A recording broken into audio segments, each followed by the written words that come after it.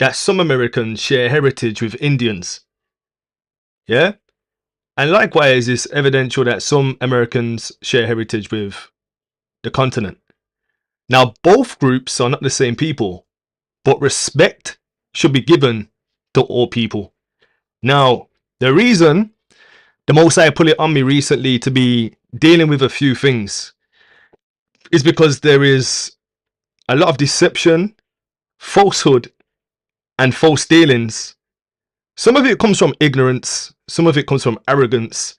But in this presentation today, we're going to have a little introduction. It's going to be a rolling series because I know what I'm like. I want to throw it all out in one, but it can be too much, can be overloading. So I think it's best, unless I'm impressed, to do it another way, to do it as a rolling series. So we're going to be looking at a lot of things. Now, there is one group that rejects out of Africa as an evolutionary theory and suggests that if you subscribe to that, you subscribe to evolutionary rhetoric. They believe that black people were everywhere, but they don't specify the origin. Some also say that the Bible is a white man's book. Slavery didn't happen, and they often use a lot of memes and video clips, movie clips, to substantiate that view, along with other things too. Or they say that slavery did happen, but it happened in reverse. And they discourage people from doing any DNA ancestry. I'm not really an advocate of that. So they discourage the DNA ancestry, saying that it's fake and that you should just ask your grandparents instead. So that's group one. So I know there's a variety of people, and this is why I want to deal with everybody from a perspective of understanding people first, instead of trying to make people understand where I'm coming from. So that's group one that I've been coming across. This is group two. So they believe that people originated in the continent. They believe that the Bible took place, but in America, as it relates to the 10 tribes, they arrived in the USA at the time of Jeremiah. I've even heard some people say that Moses crossed the Atlantic into America when he was parting the Red Sea. They say it was the Red Sea. So there's a lot of things that people are saying, and I'm not really, but anyway, I'm just giving you the mindset of what people are on. So people believe they originated in Africa. Bible accounts took place in America, or some of it took place in America. 10 tribes arrived in the USA. Jeremiah, which is usually the Camps Asa theory. We've touched on that before. 10 tribes are the Lamanites. So it's kind of a camp, but it's a Mormon perspective in the same time period of Jeremiah. So they're all kind of saying the same thing. They believe that slavery did happen, but they also believe that the native Indians and Mexicans and some Hispanics are Israelites, the lost 10 tribes. So a third group, they believe that black people, and they never qualify what they mean by black, because a lot of nations have black skin, or they've been very hued and had an assortment from copper to black, quote unquote, to even purple complexions. But they never really qualify which nation they're talking about, because skin tone does not denote nationality. It just denotes tonality. So group three, they believe black people, unspecified, were everywhere, but don't define the origin. They believe that people were everywhere and that life originated in America, and America is the old world. Interesting. Now, I want to bring out a source that I was just head capped, but I'm going to leave that. So they reject out of Africa and say that's evolutionary, but then they just switch the whole timeline of the evolutionary timeline and switch it into America. So by default, you're still using evolutionary rhetoric, but you've just changed the place marker from Africa to America. So it's the same thing. It's just semantics. It's word salad and it's wordplay. They also believe that Africa has no ties to American people. American people are immune to any African blood, any African heritage. It's all Indian or it's European, but it just sure ain't African. Then you have those who believe that the Olmecs were American Indians, or what they would say the Negroes. There's so much different semantics and wordplay, but I'm just trying to get you into the psychology of what's going down. So they believe that the Olmecs are American Indians or Negroes, yeah? And this is this side of the coin here. Then you have the other group who believe that the Olmecs are Asian or a Polynesian or Malaysian admixture group, because you can see similarities not just with the Negro community, but you see a lot of similarities with the Polynesian Malaysian communities. Now, if you have a pan-African view, everything has to be Africa this, Africa that. If you have an Aboriginal native view, everything has to be Aboriginal this and native that. But if you have a truth-centric view, truth is truth, and you don't have to insert yourself into the narrative to feel validated or to boost your esteem. Truth-centric is it's not biased, it's impartial. So we have all these different arguments, all these different subgroups and communities fighting for the Olmec heads and saying, look at us and our head structure, we look the same, and all this kind of stuff. Now again, full lips and broad noses isn't always intimately connected to Negroes. There are a lot of Polynesians, Malaysians, people within that region with a high multitude of admixture that have different various features, even a bit of kinky hair. All right, so there's another group now. The other group is group 4. So group 4, they believe that slavery did happen in different forms and in different ways, i.e. like indentured. And that weren't just applicable to quote unquote Negroes, but you had white people who were indentured, or Europeans. You had Negroes. You had indentured servitude, but you also had chattel slavery, apprenticeships, and other different forms. They also believe that East Indian Malaysians, Philippines were vassals or serfs for the Portuguese. Not just the Philippines, but majority Philippines had a high stake. They believe that humanity originated from the continent, then populated elsewhere. They believe that the African continent frequented America for commerce, may have had settlements, especially in places like Brazil. The term Indian is loose, very, very, very loose in application, and can include many people groups. The Indies, east to west, were occupied by multiple people. Negroes were enslaved from West Africa in different forms and times.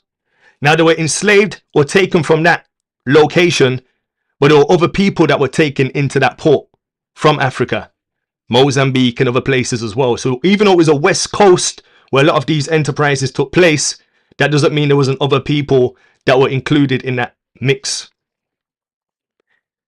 They believe that sub-Saharan Negroes were colonized by Arabs, Berbers, North Africans, Europeans, Spanish, Portuguese, Dutch, French, then Indians of various tribes, Cherokee, Chickasaw. When in America though, some Negroes were mistreated and formed alliances with Indians intermittently, temporarily, against a common foe for a common cause. So that's group 4. There might be other little splinter groups of psychological, paradigms, but these are the 4 common ones that I come across. Yeah. And the groups that I come across generally have a high intolerance for each other. Now, like I said again, it's quite evident that there are brothers and sisters in the Americas who have African heritage, but conversely, there are people on the American space that have Indian ancestry. This presentation, we're going to look at a lot of things. We're going to look at timelines. We're going to have a method. Like I said, we don't just want to jump from time to this time to that time to this time to that time and confuse people, because I find there's a lot of confusion going on, a lot of ignorance going on, a lot of rude behavior and intolerance going on, and it's not acceptable. But it might be acceptable in your culture, so that's okay.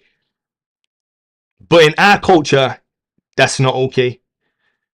So we're going to go through some timelines, some time zones. We're going to look at a few things and try to make heads and tails of this thing. But when we're looking at this history, I have to also be mindful to show you we're going to be dealing with the Negro history, and we're going to qualify what Negro people we're referring to. So you're welcome to be a part of the presentation, but this presentation is going to focus particularly on our forefathers who are from what is known as Negroland. And by that, I mean people who resemble these people. I'm not talking about if you had mixed, it's okay, you didn't choose how you came out of the womb. Yeah, there's no issue for that. But we're going to be showing the history of these people, my forefathers. So you're welcome to stay along, but be respectable, and you're okay. Okay, now, again, we're not going to be dealing with any ambiguity. We're just dealing with those people from those places. All right.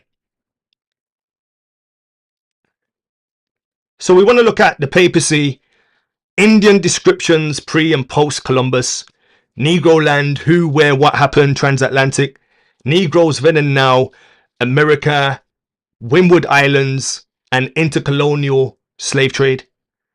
There's a lot of things that people don't really get into the nitty gritty. They circle around or they play hopscotch, but we're trying to zone in on the timeline. So Prince Henry, the navigator. Actually, let's go back to the timeline one more second. I just want to show you the timeline. So 1400s, we're going to look at Henry the Navigator. We're going to look at, now we're not going to look at Lancarote, Lagos of Portugal, and the enslavement of West Africa and stuff like that. But we are going to trace here and there and trace here and there in a chronological order, man. It has to be. Can't be anything else. Now look how much history is on the screen. And that's just words. That's just words, you know. But there's history in behind each one of those things you see on the screen is easily a half-an-hour study in itself. Each little thing you see on the screen is easily a half-an-hour study. So if you count all those things there and calculate that by half an hour, that's a long presentation. What I'm trying to do is give you a juiced version, but still going through with a methodical, chronological approach, not anachronistically going here, there, and everywhere with little memes or photos to condition outside of a narrative, but just showing with a framework. Yeah, so there's a lot there just to break down and to masticate. So let's begin.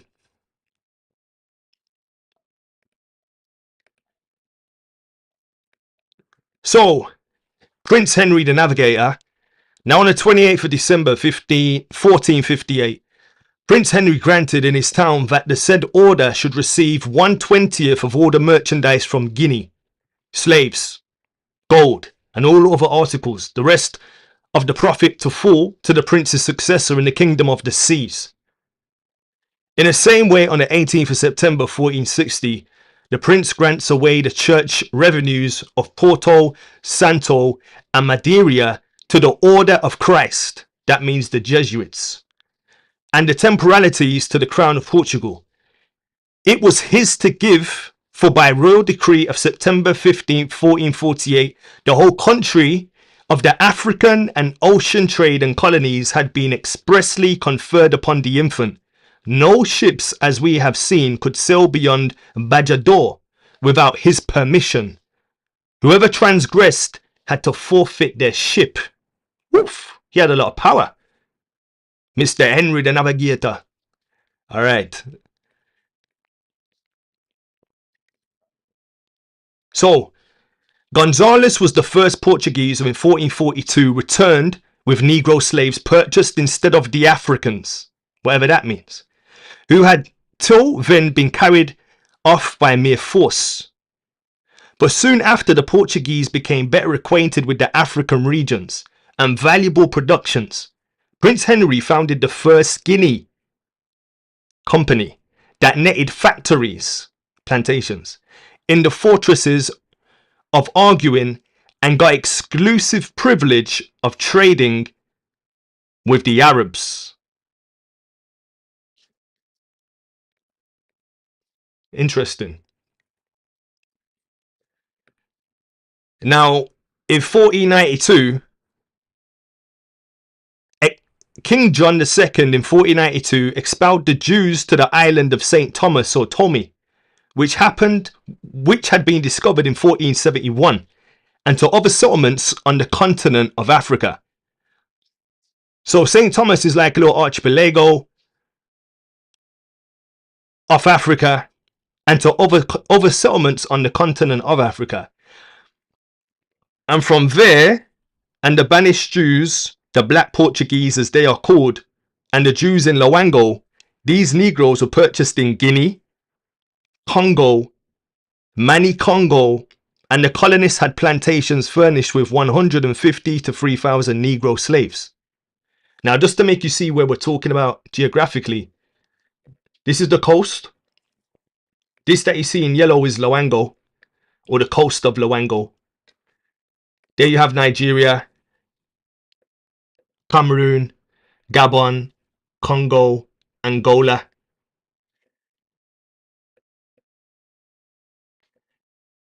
Now, this little place here is St. Tome, the island. St. Thomas, St. Tome, whatever you want to call it. This is all the west coast of Africa. Here is Equatorial Guinea. There's Yawandi. Just so that you have a frame of reference. So when we're talking, you understand where we're talking about. All right. 1494, the Treaty of Tordesillas. The decision of Pope Alexander VI in 1493, followed by the Treaty of Tordesillas in 1494, assigned to Portugal the west coast of Africa, south of the Canary Islands, and to Spain the New World, for which, however, Portugal was soon afterward able to claim Brazil as her share. It was therefore to the Portuguese possessions in Africa that Spain looked, since the Canary Islanders were not sufficient, or had already become Christians, for supplies of Negroes to labour in the plantations, forests and mines of the Antilles and of the eastern South America. By 1502, the first contingent of Africans had been landed in Hispaniola to work in the mines in the lieu of feeble-bodied Arawaks. So they were to take the place of feeble-bodied Arawaks, or the fierce, intractable Caribs. They had been recruited from the Negroes employed in the south of Portugal and of Andalusia as agricultural labourers, and further supplemented in 1510 from the same source, and in the succeeding years by others obtained through the Portuguese direct from Guinea. Interesting. A lot of history there just to unpack. The apostle of the Indians, Bartolomé de las Casas, the bishop of Chiapa in Hispaniola, came to Spain in 1517 to protest at the court of the young King Emperor Charles V against the harsh treatment which the West Indian indigenes were enduring at the hands of the Spaniards, who in 20 years had reduced the estimate of millions of gentle-natured Arawaks to about 60,000. As an alternative to the forced labour of the survivors, he proposed that the harder Negroes of West Africa should be imported into the Antilles to furnish the unskilled labour in the mines and plantations, for which the native Amerindians had proved too weakly of constitution. Later on, Las Casas himself records having regretted this proposal. So, Hispaniola is basically the Dominican Republic and Haiti, that kind of locale. We're going to break it all down with maps and all that kind of stuff. Do me a favor. Have Google Maps open so you can follow as well with where we're talking about. I think it's essential to understand the locations. Anyway, Pope issued what? The treaty. Las requested what? He requested what?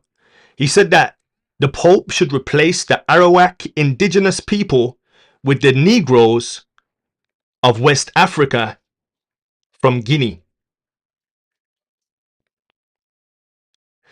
These Negroes that we just read earlier were purchased where? They were purchased in Guinea, Congo, Congo, or Mani Congo. Who founded the first Guinea company? Henry got to trade with who? So Henry the Navigator founded the first Guinea company, and Henry got to trade with who? The Arabs. So we see the Arabs and the Romans were heavily involved. What was given by royal decree? What was given by royal decree? Guinea, slaves, gold, and all other articles. Rome was involved, Arabs were involved, they were confederate against Guinea. I wonder where Guinea is. There you can see on the map.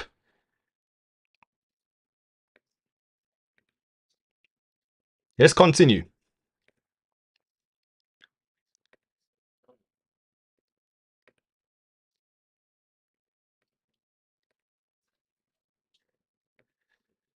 So, Las or Lasaz, however you pronounce his name. The plan that they proposed was this, that colonists should be sent out at the expense of the king and be cared for until they should be able to manage for themselves, when they should begin to pay tribute to the crown. In order to supply labourers, Las Casas suggested that each Spaniard should have permission to import 12 Negro slaves. This he did because the Indians died by hundreds from the hard labour in the mines. Well, he observed that the Negroes endured it much better. Afterward, Las Casas confessed with sorrow that he had done wrong in this, as it was no more right to hold the Negroes in slavery than to so treat the Indians. Glory to the Most High, yeah. So the Jesuit Las Casas said Negroes should replace who and why? He said the Negroes should replace the Indians. Glory to the Most High, yeah. Let's continue.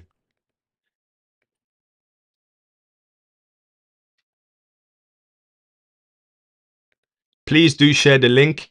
Don't be frugal, don't be stingy. Let's edify the brethren. Alright, so in 1480 to 1521 is the life of Ferdinand Magellan. Now in 505 he enlisted in the fleet of Portuguese viceroy to the Indies and spent the following years involved in a series of Portuguese expeditions in India and Africa. In 1511 he was with the fleet that conquered Malacca on the Malaysian peninsula, thus gaining control of most of the trade routes in the region. He also explored the islands of present-day Indonesia by Nagaland, as far east as the Moluccas, also known as Spice Island. Glory to the Most High. Let's look at where that route is. Here is Spice Island. Now in this locale, these people made up a lot of the vassals for the Portuguese. We're going to see that as we go through. This is why a lot of native Indians do share, and a lot of people, they get surprised. They do a little ancestry thing. I don't advocate it, but I can see that it does work in some places, but I wouldn't really want to submit my things to them thing. However, a lot of Native Americans do share ancestry with this region here. And we're going to see what these people look like. Anyway, so there's China, there's Thailand, there's Cambodia, Malaysia, Indonesia. You have many little islands in that region, Papua New Guinea, Australia. Here is a book, Magellan Voyages. Now people will look at it and say, look man, the black, it's us. No. You can't just be a meme, pseudo meme historian person. We're going to look at how these Malaysians and Polynesians and people from Negroland actually looked and how they were actually depicted. Yeah, so dodge the hijack of being indoctrinated by little pictures. All right, let's see what going on with these people.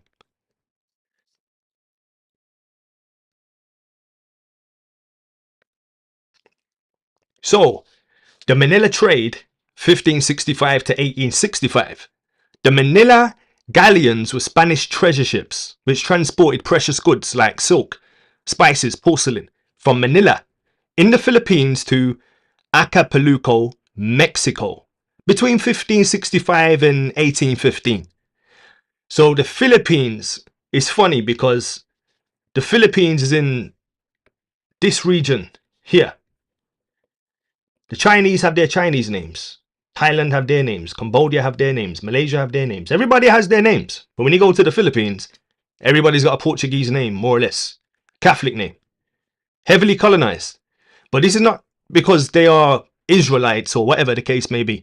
This is because when we looked at our study previously, we've pinpointed this area down to be the region of the Canaanites. All this region here to be the area of the Canaanites. I do encourage you to watch out those presentations. Anyway, not all the Canaanites, but a subgroup of Canaanites that we've looked at previously known as the Sinites. So the Sino. We'll see anyway as we go through. All right, so you went from Manila, Philippines, to Mexico. That was the route. Now, what they tried to do is lie to people, say, oh, you can't go from, across the ocean to America because... No, of course you could. You could, mate. They tell you can't go to Alaska. No, not Alaska. They tell you can't go to Antarctica too. They tell you can't go a lot of places, but you can go places. You can go past the Atlantic and you can go across the Pacific. That simple. And you go across the coastal regions. Or you can go port hopping from archipelago to archipelago. Zoom in on the maps and you'll see little islands that you're not supposed to see. Let's continue. The Manila trade, 1565 to 1865, the Manila galleons carried cargo like rolls of silk, Chinese porcelain, or jade stones, green stone, interesting, Persian carpets, jewelry, medicines, rolls of Indian cotton cloth. There were exotic spices like cinnamon, clove, mace, pepper, perfume, musk. Oh, what does it say in Revelation? The slaves of men, does it not say? Let's just throw that in there. What are we seeing here? Let's just get some profile. Get the profile, man. Hopefully that loads up proper. All right, cool. Let's just make this white as well so they can see the color. Oh, they can't see it. All right, cool. Revelation 18 verse 13. Cinnamon, odors, ointments, frankincense, wine, oil, chariots and slaves and souls of men. So the Manila galleon carried cargo, spices, cloves, mace, pepper, perfume, musk. There was always a quantity of gemstones, jade stones, uncut precious stones, and Chinese gold bullion, which was worth more in Americas and Europe, and often a number of slaves too. So they had the Jesuits all up in the Philippines, converting the people and also exploiting the people, hurting the people, and assimilating the people to be members of their expeditions. Now, here are some negritos of Philippines. Densely hued, But that doesn't mean we're the same people because they're densely hued.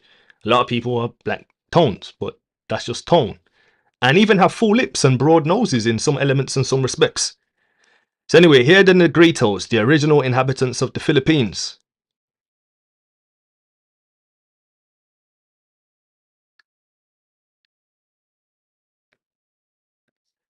I've seen a lot of people throw images around and say, look, there's a little bit of afro hair there, it's a Negro. No, you can't just do them things, bro. Can't be a pseudo meme historian. Pseudo memes, I call them. Pseudo memes.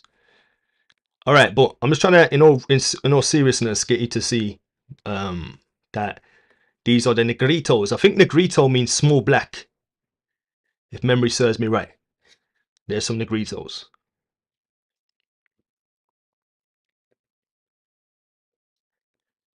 So Indonesia, they found people dark in complexion like the Negro, and called in Papua New Guinea. These people are a mix of East African Kush and Indo-Mongolian, Shem Elam, and Canaanite Sinaites, or Sinites, as you can see and find commonly in Madagascar. So if you just go further down from here and go to Africa, the island of Africa is called Madagascar. You go to Madagascar, you see the same type of admixture in Madagascar. Now, Indonesia, officially the Republic of Indonesia, and New Guinea. The reason they called this part New Guinea is because when they went there, they was like, wow, these people look like the people that we have enslaved in Guinea. So they called it New Guinea. The Canaanites like to always call something new. New Zealand, New York, New Spain, New Mexico, New. Anyway, so they called that Papua New Guinea because the people were similar to, but not the same as the people in West Africa. So here you can see a little bit of different images. That's a Malaysian. That's Indonesian. And there's Papua New Guinea.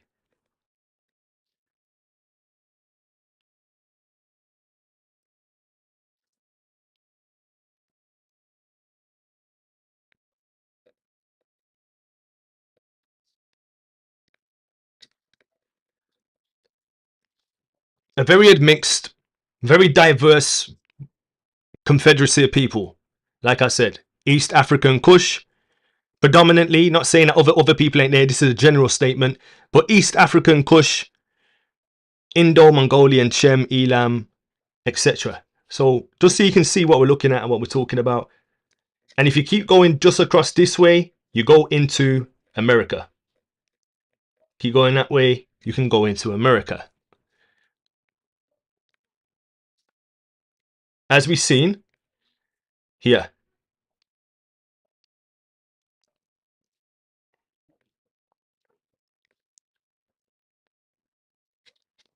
All right.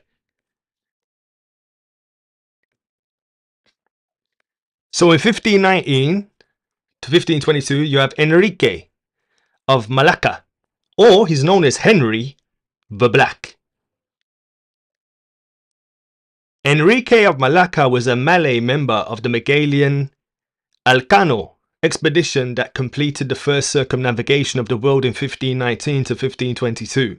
Henry was acquired as a slave by the Portuguese explorer Ferdinand Magellan in 1511 at the age of 14. Let's break this down further. There's Henry the Black. Now, he's black.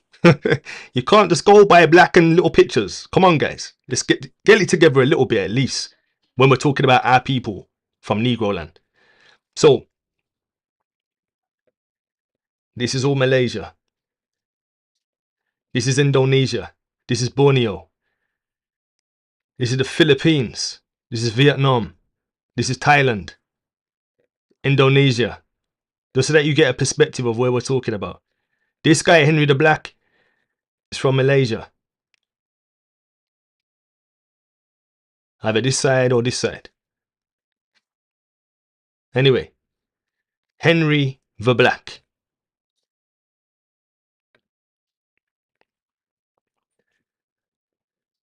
What is found in North American tribes? Let's find out. What is found in North American tribes? Here's another map. This is Ming, China. Ming, China. There is Tartary. Tartary. Okay. There is the Bering Land Bridge that you can cross to get into America. You can also go across the Pacific or go across many little islands and go and get further into the Americas, Mexico, blah, blah, blah. A lot of the maritime people were very much aware of the constellations of the stars and also of Admiralty navigation. We are not clued up to those levels at all. That's why they had the compass, because all compasses point to the north. They knew about circumnavigation. They knew about Polaris. They knew about the black magnetic stone. Anyway, that's another story. But aside from that, just go across here, you're into America. So you can get to America from the transatlantic route or from the Pacific route. Now, what is found in North African tribes? California and those in the central portions, and the development of what may be called Tartar element in the northeastern tribes are indicative of an earlier contact with nomadic Asiatic stock. What? California is a combination of Tartar and nomadic Asiatic stock. Okay.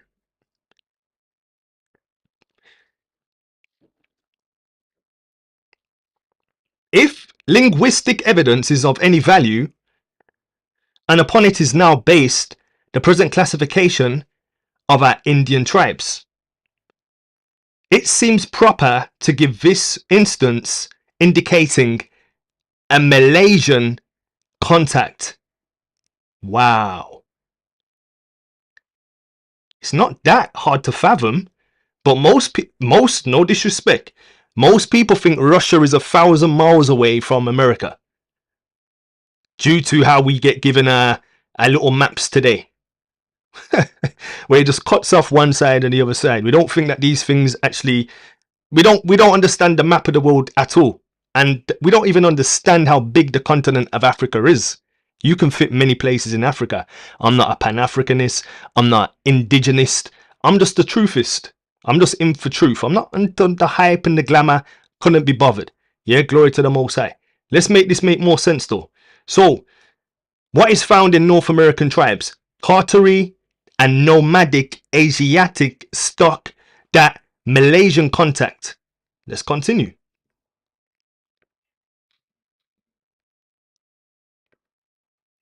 Again, here are some Filipino Negritas or Negritos.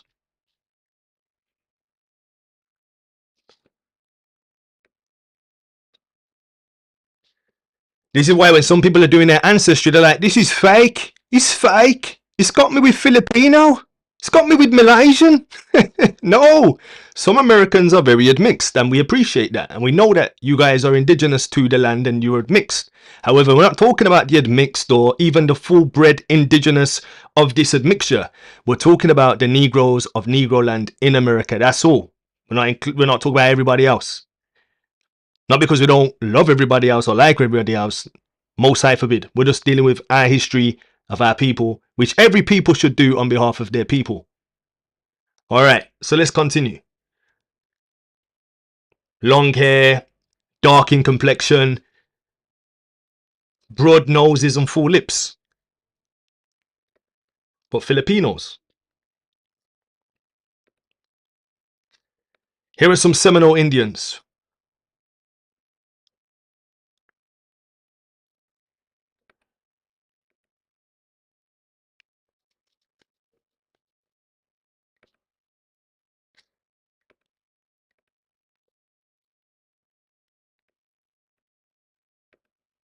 Alright, let's see what Cortez was saying. So, Southern Californians. Introduction. The discovery of Peninsula of California in 1534 by an expedition fitted out by Cortez brought the Spaniards into contact with the native tribes that were in several respects unlike the nations they had already met and partially conquered. The naked savages of this newly discovered land maintained their rights to their home, and probably in return for the usual Spanish treatment of those days killed a commander of the expedition. Now, the next year, it is stated Cortes himself explored the peninsula at that time to be an island. At that time, I thought it to be an island. And in the expedition, he was accompanied. In the expedition, he was accompanied by Negro slaves. Negro slaves. Now, a lot of the time, when they say Negro, they actually are talking about Negroland. And we're going to see it as we go through. They're not talking about any other group when they say Negro slaves. And settlers. So they were accompanied by Negro slaves and European settlers, or invaders, or colonizers. They have that little euphemism. As well as by priests, because you have to bring the missionaries, the forerunners. They bring the peace, and the soldiers bring the sword. So I just wanted you to see that he was accompanied by Negro slaves and clergymen and settlers.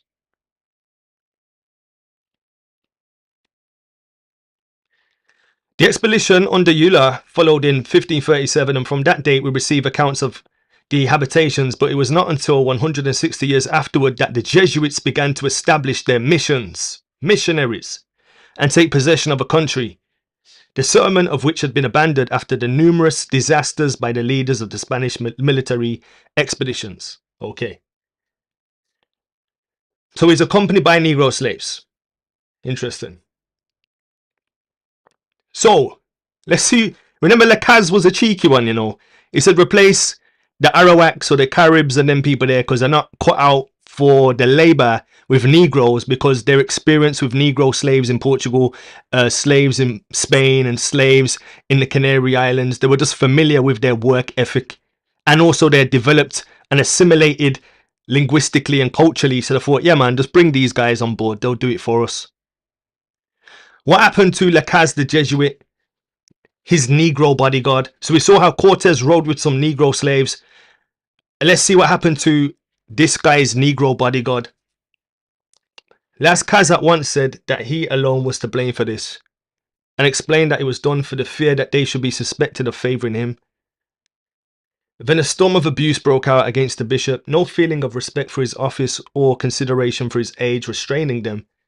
Meanwhile, while this was going on within a scene of violence and was taking place in the courtyard, the mob attacked the Negro who attended the bishop in all his travels.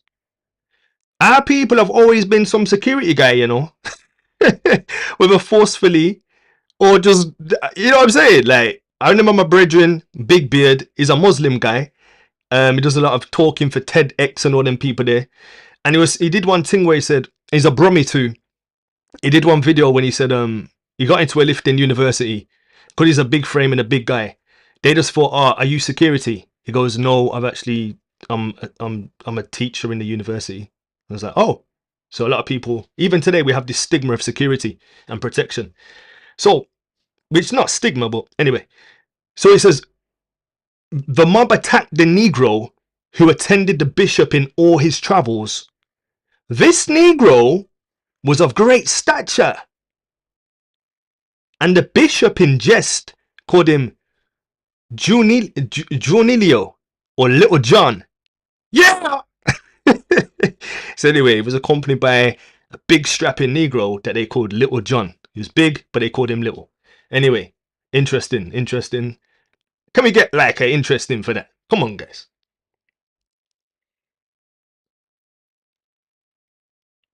Things don't change. Time don't change. Let's go.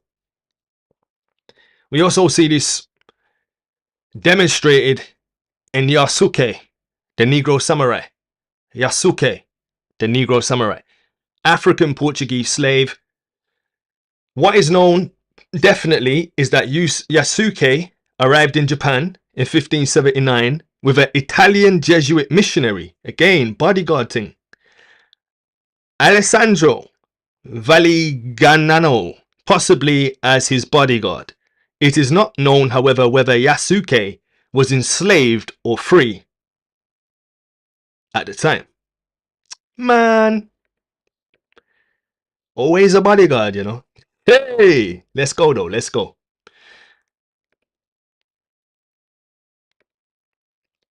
Now, in Asian slaves in colonial Mexico, as a result of the colonial government's new policy on Indian and Muslim slaves, the Manila market shifted to African slaves. The enslavement of Africans and their descendants posed few legal challenges, so it became more prevalent. Likewise, today, you kill a Negro, there's not a lot of ramifications thrown your way. Negroes kill Negroes, okay, man. It's not a big thing. Negro kills a white man, it's a big thing. Negro kills a Native Indian, it's a big thing. Negro kills a Hispanic, it's a big thing. But Negroes can rap about killing each other, mistreating their women, and there's no or very few legal challenges.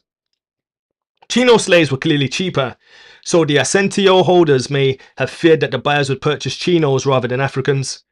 The story of a slave named Francisco reveals that the price differentiation was indeed a major concern.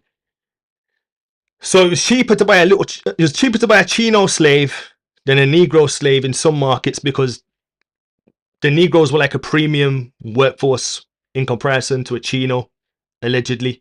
In essence, the transformation of slavery into an institution exclusively dependent on African slave labor involved legal challenges. In the early 1670s. The Crown categorically freed all Indian and Chino slaves, enabling them to join them. So it's interesting. A lot of people have been confederate against our people, but our people still want to run and join these people. Not saying you can't, that the people today are bad people. Most I forbid. You have good and bad in everything. I'm talking again as well, specifically about the Negroes from Negroland. No other group or admixture. Let's continue. Let's see a description of a Malaysian.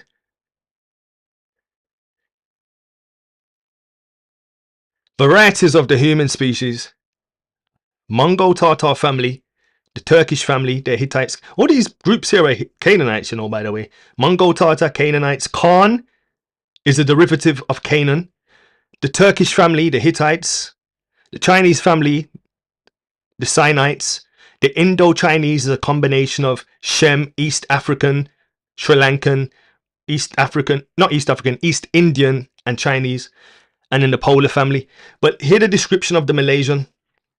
The Malaysian race is categorized by a dark complexion, so common vernacular, the black, varying from tawny hue to a very dark brown. Their hair is black, coarse and lank, and their hair and eyelids drawn obliquely upwards at the outer angles. The mouth and lips are large, and the nose is short and broad and apparently broken at its root. The face is flat and expanded, the upper jaw projecting and the teeth salient. The skull is high and squared or rounded, and the forehead low and broad. The race is active and ingenious and possesses all the habits of migratory and maritime people. They are the Malay family and the Polynesian family. So again, we're talking about Philippines.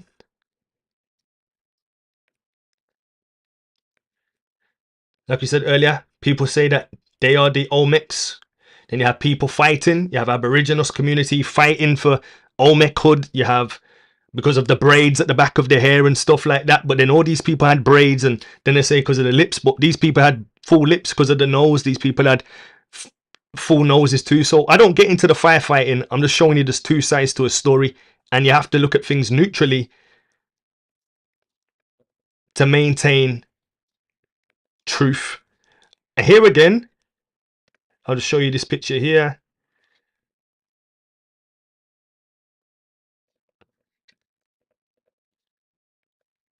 And then this lady here.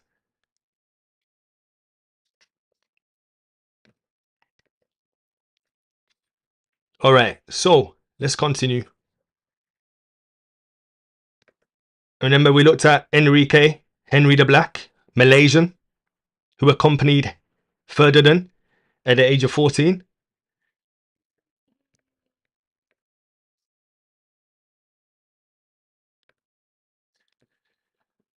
All right, so how were the people described in North America? Which two people groups did they resemble? Let's read. They're of dark colour, not much unlike the Ethiopians. The dark, similar to the Ethiopians in complexion. I mean, all the Ethiopians are dark. Now, I'm going to bring this out early. Corremeo quoted this year and he chopped it up like a salad. I'm going to show you how. Very misleading, brother. One of many, but I ain't got time to... Oh, snap. Let me cover that up. But yeah, all right. So let's get down to this. So they are dark color, not much unlike the Ethiopians, and their hair black and thick and not very long, which they tie together at the back of their head in the shape of a little tail. As for the symmetry of the man, they are well proportioned, of medium stature, and rather exceed us. In the breast, they are broad. Their arms well built, legs, other parts of the body well put together. There is nothing else except they incline somewhat to the broadness in the face, but not all, for in more we saw the face clear cut, but eyes black and large. Okay, so when he's doing his little thing on his little thing, all he's saying, look man, they're copper coloured or they're black and this, that, the other, but he dissects this so bad, and then people just go with it because he's got a little bit of music playing for hypnosis, which not all music is for hypnosis, but if it's just repetition of music and showing... Anyway, let's stay on topic. So when you read further, because this brother does people get deceived so quick, man. I'm like, yo, really? Look, so, okay, anyway, man. So my man links this thing here, but it doesn't give you the full quote. Now let's read the full quote in its entirety, yeah? Let's read the full quote in its entirety. So look, he's just going to dwell on the color. So I'm not... Anyway, look, he's going to dwell on this color part here, yeah? Okay, let's see what go on now. So the eyes are black and large. Some people got triggered, but it's cool. The eyes are black and large. They glance intent and quick. From what we were able to learn by experience... Listen, for what we were able to learn by experience, they resemble in the last two respects the Orientals. So he had you locked on black, but he scattered away from this Oriental reference. And mostly those of the farthest Cenarian regions. Cenarian regions. The Cenarians, Sinites, Canaanites. We are not able to learn with particularly of the life and customs of these people because of the shortness of the stay that we made on the land, and account there being few people and the ship anchored in the high sea. Oh man, sorry. Yeah, but you see that there? Very, very crafty. So how were the people described in North America? Dark. Like Orientals and people from the farthest Cenarian regions. Genesis 10 verse 17. And the Hivite and the Archite and the Sinite, a subgroup of Canaan, known for building, being very industrious people. Alright, let's continue. So who is a Sinhalese person? Who is a Sinhalese? Sinhalese man, an indigenous Veda man from Sri Lanka. So they're from India, but also on the fringes of India where you have Nagaland and China and Nepal and them places. So it's that locale of people that they resembled. So a combination of the people that you see on the screen.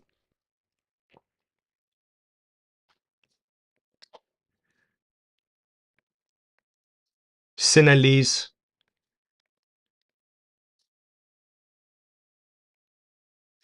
Let's see some more. What did they say? The Italian Verrazzano's first voyage to the Atlantic coast of North America in 1524. What surprised the indigenous North Americans? I saw a magnificent deed as your majesty were here, sending ashore by swimming one of your young sailors, carrying to them trinkets and little bells. So anyway, he sent some little sailor to go and meet the natives of the land, yeah? So when he got onto the land,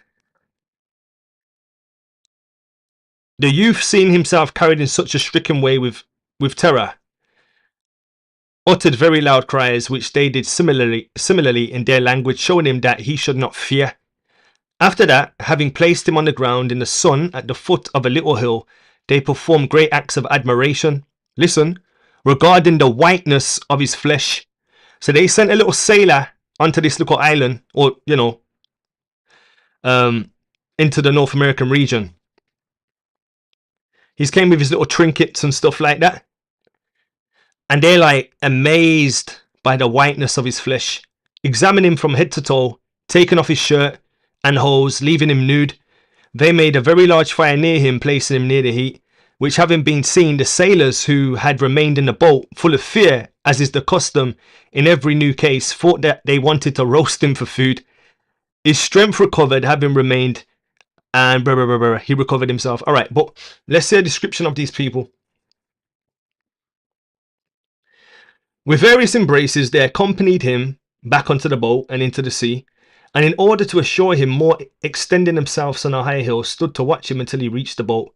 Which young man learned of this people that they are of a dark colour like the others, the flesh more lustrous, of medium build, the face more clear cut, much more delicate of body, and other members of much less and even of intelligence. This is referring to the same people. It's the same book, yeah, of this.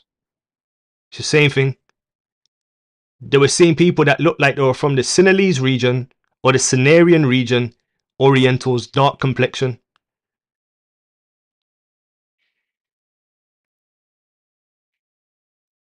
Interesting. All right, how did Cortez describe the people he saw? Now, notice they're all giving accounts based upon places they went to. Some went to North America, some went to Mesoamerica, some went to South America, some went to Brazil, some went to the Caribbean, some went here, some went there. They're describing what they encountered. They're not on no, okay, in 100 years time, a YouTube person's going to say it's a hijack or it's all a lie. They're not on that, bro. They're just giving written accounts. I appreciate there's cognitive dissonance amongst many people, but I'm talking about our people from Negroland. So Guerrero refused to be rescued. Why? How did Geronimo blend in? How did Geronimo blend in?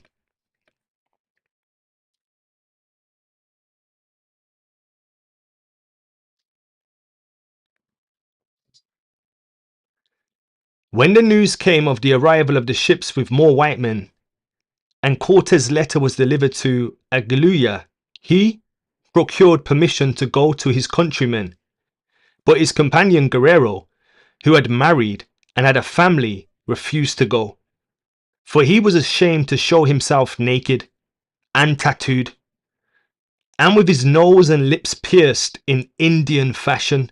So Indian fashion is to have tattoos, sometimes walk naked, but I don't think they were naked. I think they had cloth, but in comparison to how the Europeans dress, who are ultra conservative, in their view, they probably said, okay, these guys are naked. But they had tattoos, nose, and lip piercings. And this is Indian fashion. Interesting.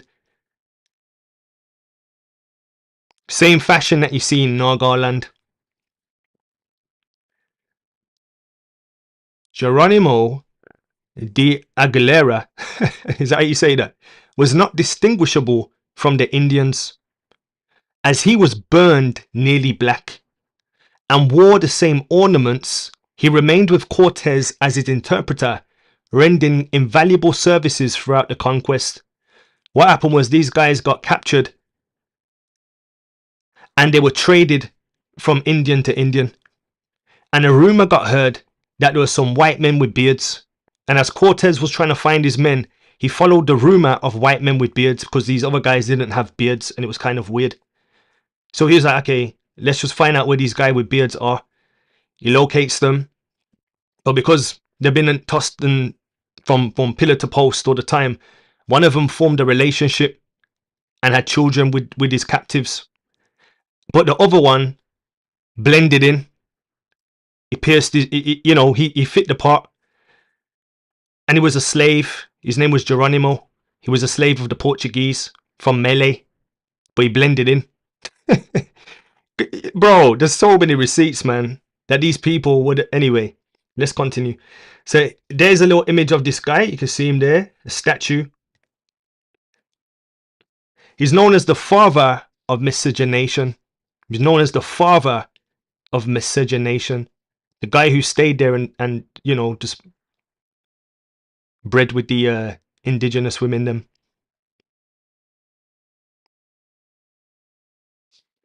Interesting.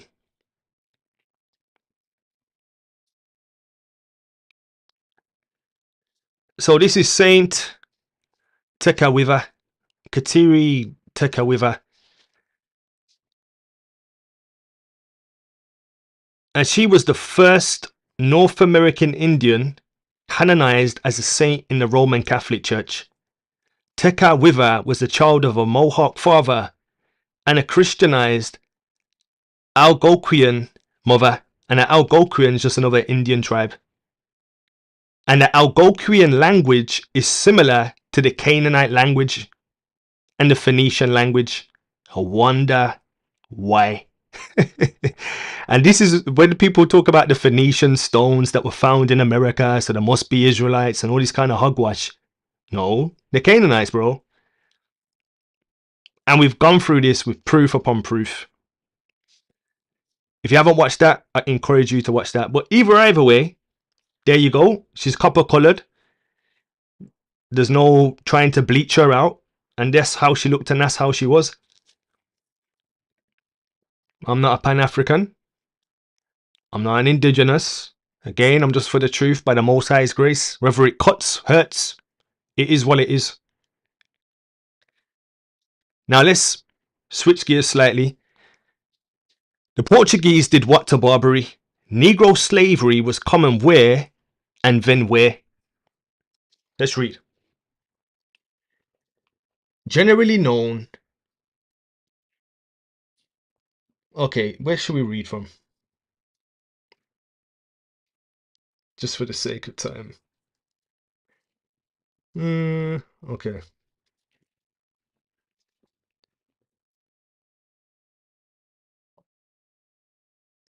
At a time when European warfare had been migrated by the courtesies of chivalry, by frequent changes of political relations, more than by any growing sense of humanity, the wars between Mohammedanism and Christian were carried on with much ferocity as in the days of Sieur the Lion.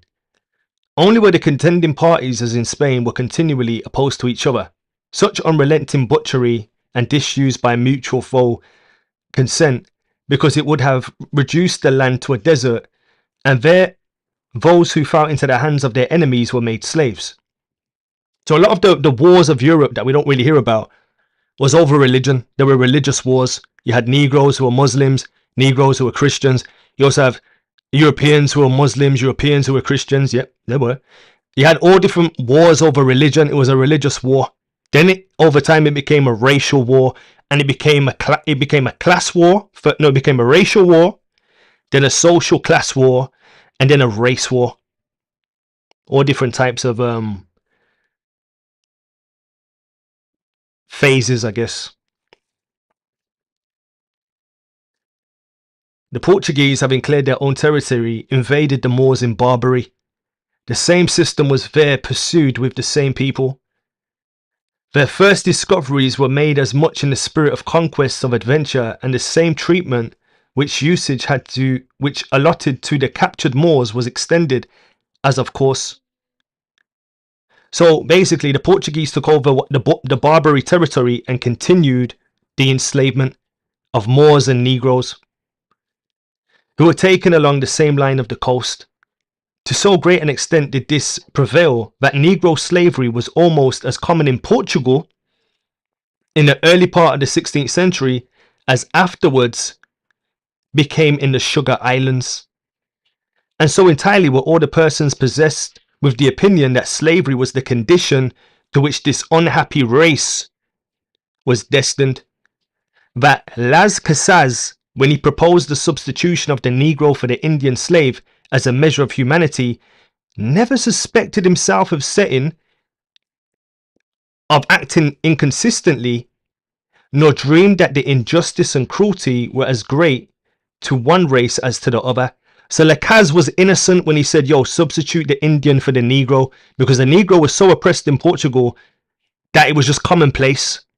So in his innocence, quote unquote, he was just replacing labor for labor that they were already acquainted with. Hawkins then is not individually to be condemned.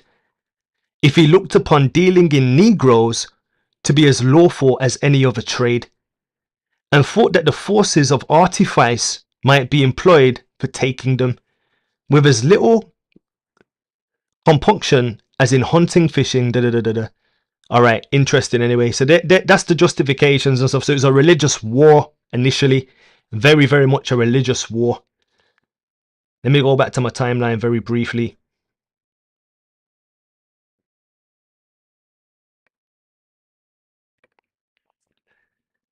Henry the Navigator, you had Pope, he gave a decree. He says, whoever's not a Catholic can be made a slave. So it wasn't even about race at that point. It was anyone who's not a Catholic and not vibes in with the papacy, you get him turned into a slave. They picked the weakest link and they went with the Negro. They got rid of the Moors and then they concentrated on the Negro Jews.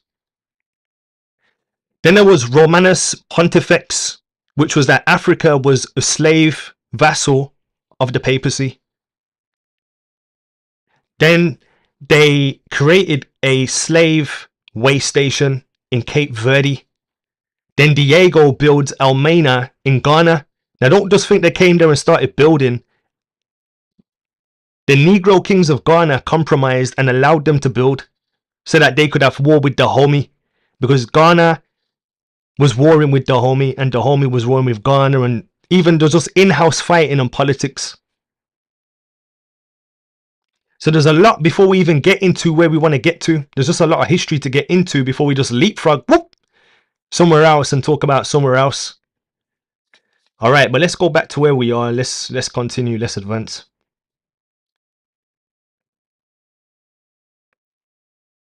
All right, where were we? Oh yeah, we were here, yeah. So let's see how Columbus described the Bahamas. We've seen how how people have described North America, Canada, and places like that. But let's see how Columbus described the Bahamas. Shout out any people from the Bahamas, by the way. Let's read. As soon as dawn broke, many of those people came to the beach, all youths, as I have said, and all of good stature, very handsome people. Their hair is not curly, but loose and coarse, like horsehair. In all, the forehead is broad, more so than in any other people I have hereto seen. And if he's saying it's not like any people he's seen Negroes. The Most High is great. Anyway, their eyes are beautiful and not small, and themselves far from black.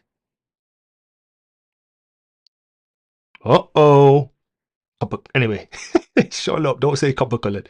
Anyway, but the color of the Canarians. So they look like the color of the Canarians. Now you guys need to look at the Guanches and look at the Canarians and look at the Azores region and get the maps out and look at people, and don't just assume and insert yourself into a narrative because you're a Pan-Africanist or because you're an indigenist or you're a nativist or you're just on some dogmatic thing. Let's read on. Their eyes are very beautiful and not small, themselves far from black, but the colour of the Canarians. Nor should anything else be expected, as this island is in the line of the east and west from the island of Hero in the Canaries. Come on. Their legs are very straight, all in one line, and no belly, but well formed. They came to the ship in small canoes, made out of the trunk of a tree, long and like a long boat, and all of one piece and wonderfully worked considering the country. They are large, some of them holding to 45 men, others smaller, and others only large enough to hold one man. They are propelled with a paddle like a baker's shovel, and go at a marvellous rate. So they're quite fast and nippy, little nippy Mini Coopers in the water. If the canoe capsizes, they all promptly begin to swim and to bail it out with calabashes that they take with them. Very industrious people. Shout out the Arawaks and the Caribs. Like, I don't have any hate because you're not our people. Big up every people same way. But when I'm doing this thing, I'm particularly trying to zone in on my people, but also explore everybody else too. Yeah? Because I don't want to rob anybody's culture or take away people's culture, because that's not right. And I apologize for any people who are doing this and taking away people's culture, because that's not right. Listen.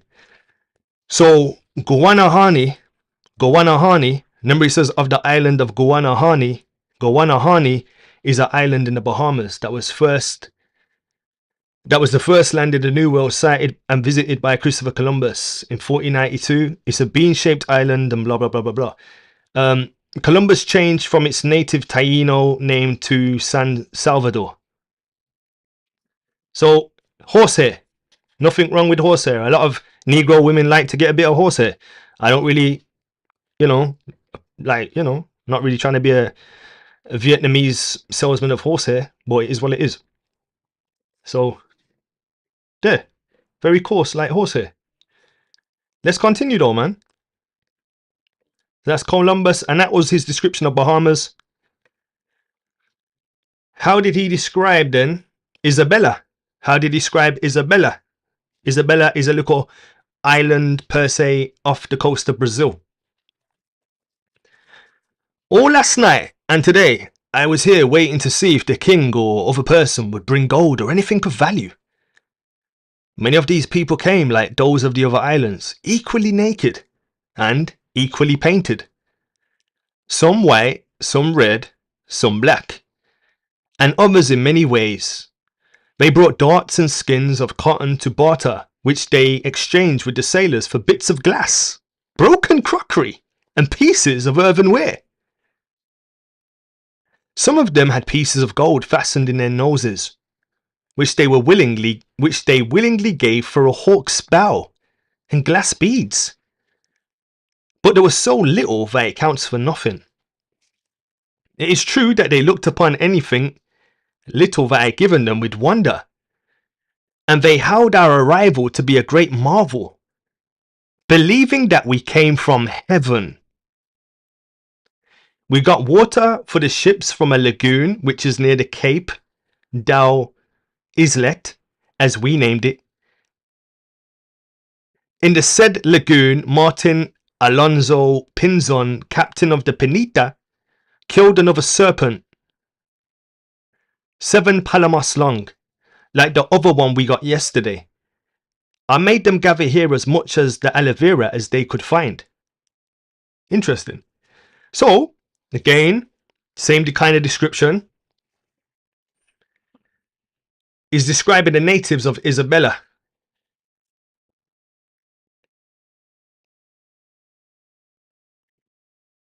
Now, interestingly, around the Amazon, apparently, there is an uncontacted tribe. Look it up. And guess what colour they wear? They wear...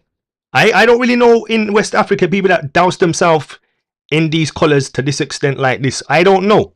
I could be mistaken though. Who knows? But reportedly, uncontacted Amazon indigenous tribe, and they have Asiatic features, as we've read already. And they also douse themselves in red and black paint. So somebody's lying. I don't think it's Columbus on this account, guys. I don't think it is. And I'm not a Columbus fan. But likewise, even in modern day, you see these people with red and black. Ain't nobody got time for that. Let's continue by the Most High's grace. And this guy, people think that's an afro sometimes, and that's not afro, that's just a low bob cut. But let's continue, man. So, Columbus described natives of Isabella near Brazil how naked, usually wearing red or black paint. They thought they came from where? They thought Columbus and his people them came from heaven. The other Indian group that we looked at previously, they were looking at the white skin in awe. Like, whoa. Interesting. And also, they were described as looking like Malaysians or from the farthest regions of Sinarian, which we know is the Chinese or in and around that Mongolian region. How's about that? Let's continue though, guys. Here's a picture of Columbus. Remember, he made another description where he said they were not black, but like the people of the Canary Islands. Here is Columbus with the globe in his hand, dodge that hijack, and here are the images around him.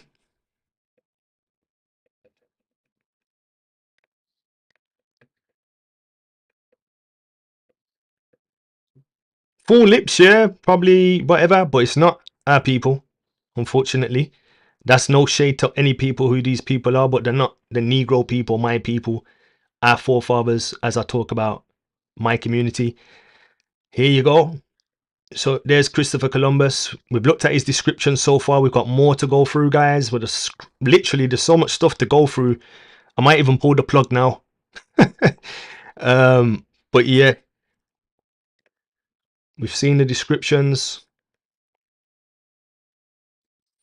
This is Indian fashion to have your lip pierced, your nose pierced, and have tattoos.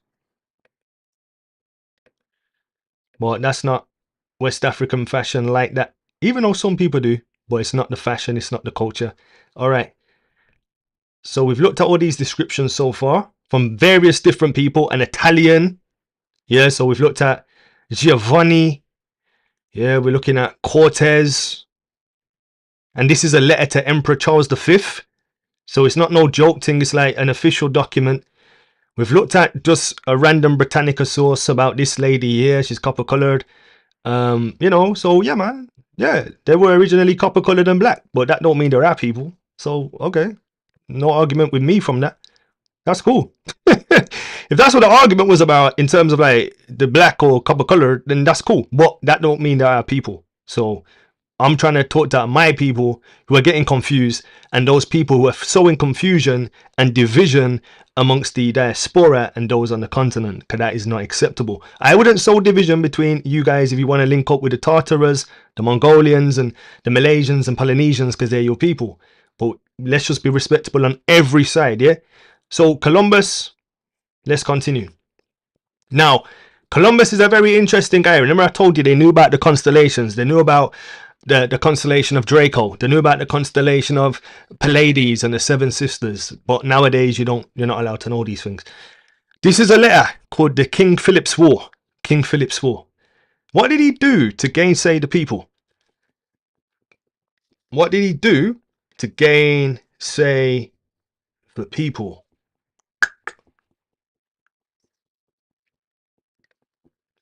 All right, let's continue. So he sailed on a fourth voyage in 1502, and arriving in the Gulf of Mexico, his fleet encountered a violent storm and was cast on the island of Jamaica. Here the natives annoyed them until Columbus told them of an eclipse, which came to pass as he predicted, and ever after they treated with great respect. At length he was taken off and carried to Spain in 1504. Isabella was dead, the only patroness, and the king would redress no wrongs he had received. This depressed his spirits, that infirmities come upon him, and he died at Valladolid, the 12th of May, 1506, in the 59th year of his age. So there's a difference between a solar eclipse and a lunar eclipse, but I won't get into that. He forecasted it, predicted it. They were like, yo, this guy must be, we already think he's from heaven. This guy must be an angel. Anyway, let's go. But in all fairness, this is what took place in the islands in and around Jamaica. The other place where they thought there were deities, I think that was Bahamas, was it? So, you know, interesting. Let's keep going. We ain't even got to Negroland yet, you know, guys. We haven't even touched on Negroland. We're just touching on the build-up. So in Mayoruna, you have the tribe, the Jaguar people. And these are indigenous Peruvian, Brazilian Amazonians. The Mayoruna tribe, the Jaguar people, still there today. And if you see, they have the red. They have all their culture. They have the piercings of the lip, of the nose. We saw how one of the people then bred with them and was so ashamed because he assimilated into their culture because he was a captive and had a family and decided to stay. And he's known as the father of miscegenation. Interesting. These are not Jimmy come latelys. These are Jimmy. Yeah? So don't disrespect these people, because these people are the people them. Yeah? Let's continue. These are the Caribs. Full face. Spikes in the lower lip and ears. Now we're looking at anthropology. We're looking at culture. Stepping away from colour for a minute, let's look at culture practices. Columbus was describing certain things. Do we see these things today? Absolutely.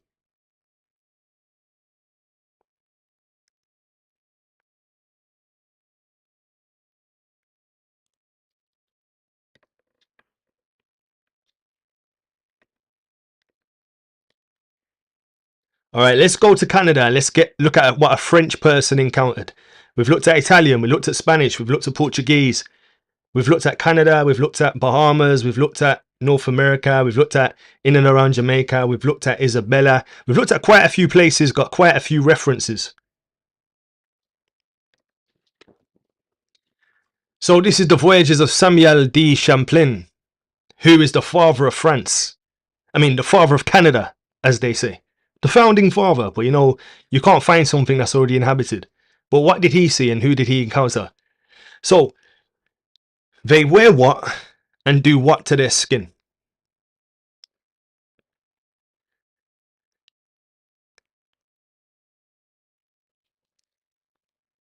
This is a tribe cultivating this herb tobacco, in which they carry on extensive traffic with other tribes. They have large towns fortified with wood, and they plant Indian corn. These are savages who wear nothing about the loins and go stark naked. So there's a lot of references to being naked, so possibly they might have been naked, who knows? We've had different people saying naked, but who knows? Except in winter, when they clothe themselves in robes of skins, which they leave off when they quit their houses for the fields. They are great hunters, fishermen, and travellers. They till the soil and plant the Indian corn. They dry, some about raspberries, in which they carry on extensive traffic with the other tribes, taking in exchange skin, beads, nets, and other articles. Some of these people, listen, some of these people pierce their nose and attach beads to it. This is in Canada now. This is another reference of culture. Culture is everything about a people. They pierce their nose and put beads for it. They tattoo their bodies, applying black and other colours. Colours, man. But other colours. They wear their hair very straight and grease it, painting it red, as they do also the face.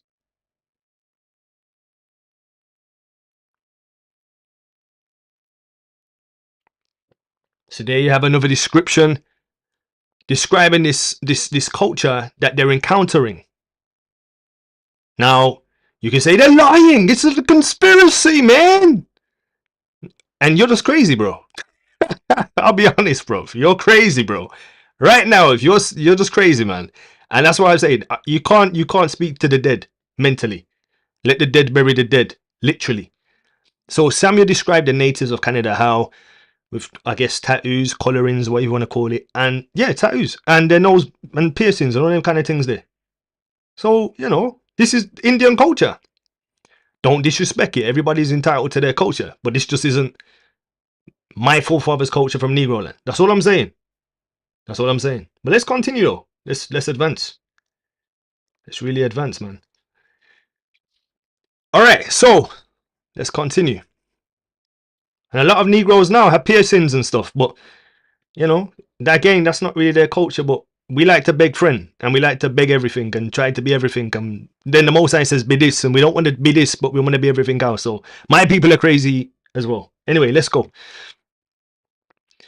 So, Indian Canadian tobacco God story. So there's a story about God and tobacco in Indian folklore. Yeah. So he told me also that another time there was a man who had a large quantity of tobacco, a plant from which they obtain from what they smoke, sorry.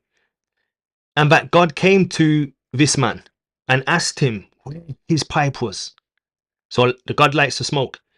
The man took his pipe and gave it to God, who smoked much. So God's just, taking a toke. I shouldn't do this, but it's my nature. Pass the dodgy on the left hand side. Pass the dodgy on the left hand side. They're from Birmingham as well, where I'm from. Mad. Anyway, the man took his pipe and gave it to God, who smoked much. After smoking, to his fascination, God broke the pipe into pieces, and the man asks, "Why hast thou broken the pipe? Thou seest in truth that I have not another pipe." This sounds like an episode of How High, Method Man and Redman. "Here is one that I will give you. Take it to your great Sagamore. Let him keep it. And if he keep it well, he will not want for anything whatever, neither he nor all his companions." The man took the pipe and gave it to his great Sagamore. And while he kept it, the savages were in want of nothing whatever. But he said that afterwards the grand Sagamore lost his pipe, which was the cause of the severe famines. Interesting. So when he was smoking the pipe, his life was alright. But when he dropped that pipe, he was in for a fight. That's all I'm saying. But I just think that story was invented so that the priest of the Indian society, like for example the Indian temple where they tell the people to cut their hair to God and then they sell their hair to Negroes abroad, blah blah blah blah blah. I think it was a system of commerce so that they would grow more tobacco for the gods. Because notice it said when they stopped smoking, famines would come. I guess they tried to scare people to cultivate tobacco. I said, if you don't cultivate the tobacco, the gods will get ya. And people took that hook, line and sinker. Alright, so this again is regarding the people of Canada. Alright. He's like the forefather of Canada. There he is there. Samuel J. Chaplin. But anyway, I digress. So, the Canadian colonist or settler. Are we good for time? Alright, let's wrap it up soon. We haven't even touched on Negroland, guys, by the way. We haven't touched on Negroland. Mad. Alright, so.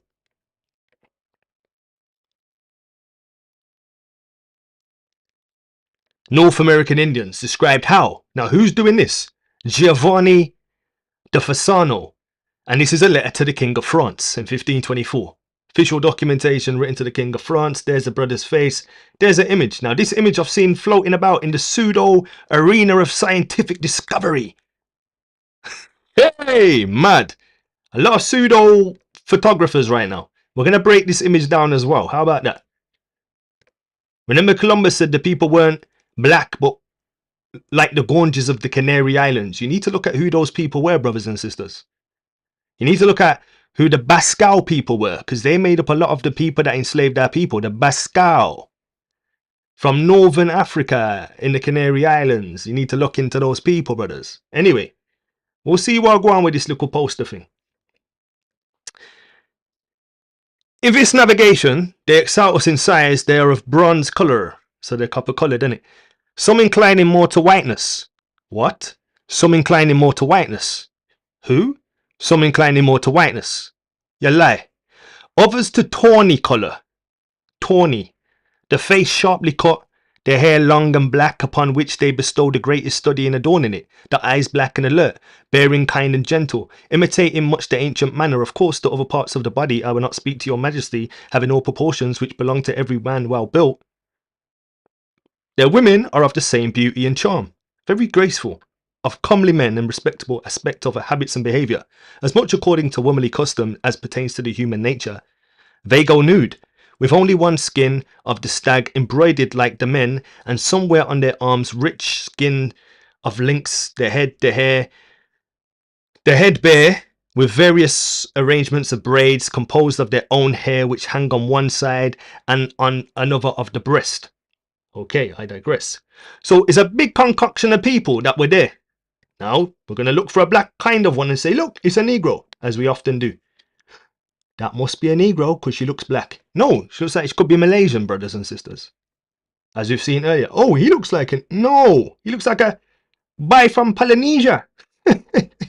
I've seen people go crazy with these images, you know. Crazy with the images.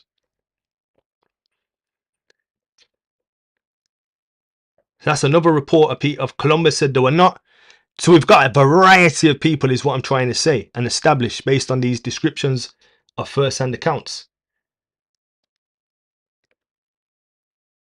We know there were some Negritos.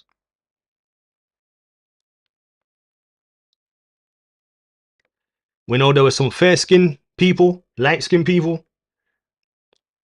We know there were some dark-skinned people. But it all had a similar type, I guess. They were Orientals from the farthest Cenarian regions. So yeah, they were dark and black and all kinds of colours. But that don't mean nothing when it relates to my people, my forefathers. Yeah? That's all I'm saying.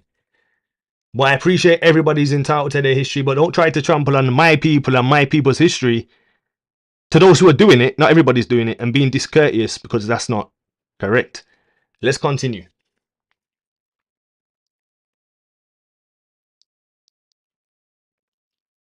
So there you see, America had a lot of different people, and there's no Jimmy come latelys in this account, even though we know Europeans came in bulk and are often classified as the Jimmy come latelys and $5 this and $5 that. But according to Giovanni, this is how he described the people them. All different variations of complexions.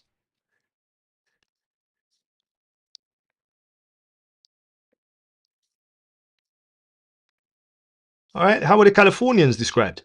Let's see. Californian Indians were dark like what? Let's find out. The character and conditions of the California Indians. The truth of the matter is, the Californian Indian was a hard subject for civilization. He was one of the most degraded of God's creatures. He was without knowledge, religion, morals, even in the most elementary and perverted forms. He lived without labour and enjoyed all the ease and pleasure he could. Physically, he was not possessing, although having considerable endurance and strength.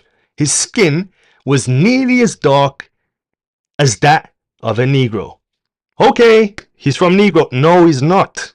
Don't be so naive. So, here are some illustrations and images. 1815, the inhabitants of California. Depicted quite well, I would say so. Do you not believe? Could they not pass for looking like this woman at the top? I believe so. Is somebody lying? No, I don't believe so. It seems legit so far. The eyewitness accounts. There's no drama here. All right, cool.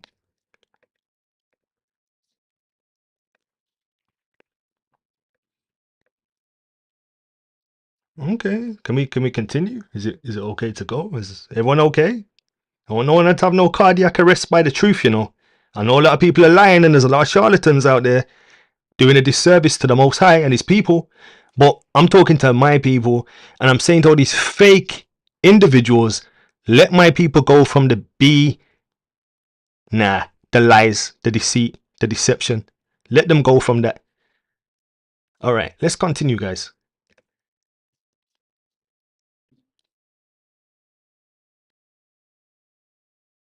So California Indians are dark like what? As what? As that of the Negro. Okay, that's cool.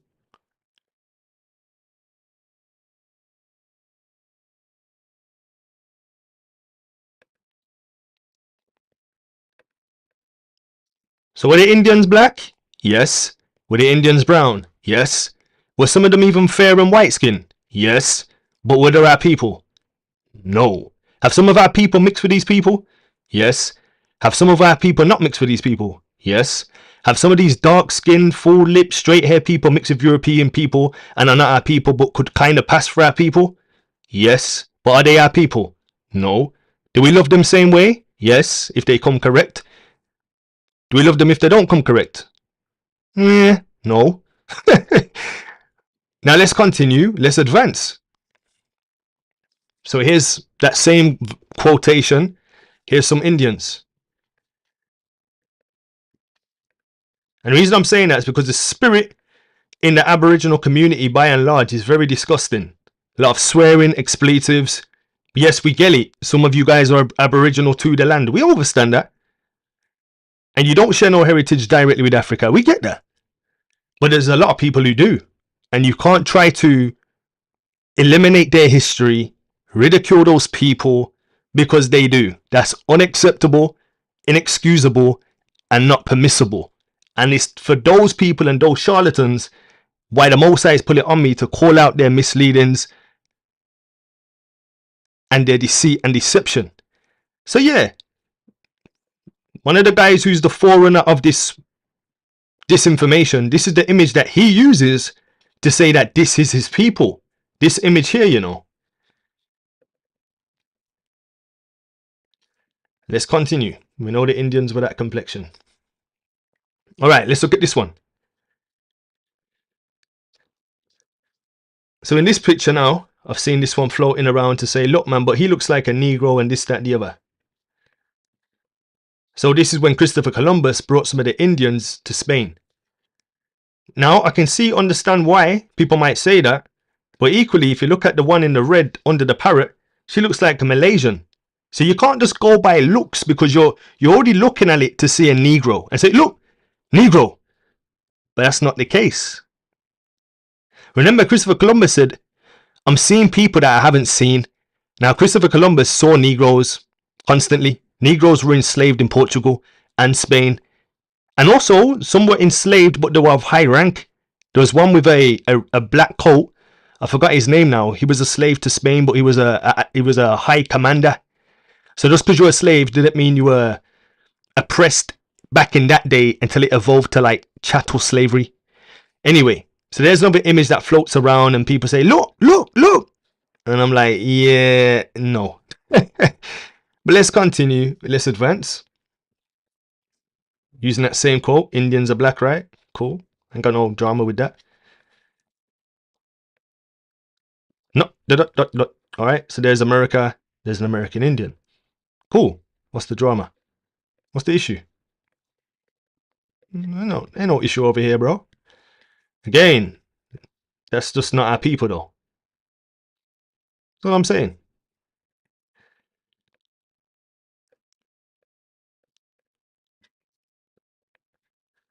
All right. So let's keep going.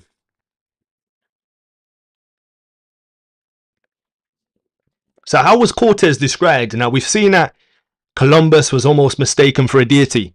And then he predicted the constellation of the lunar eclipse, and then that gave him more credence amongst the people on his third voyage. All right, so let's see how Cortez was perceived by the people, or could have been perceived by the people. Let's just read, innit? Let's not be scared.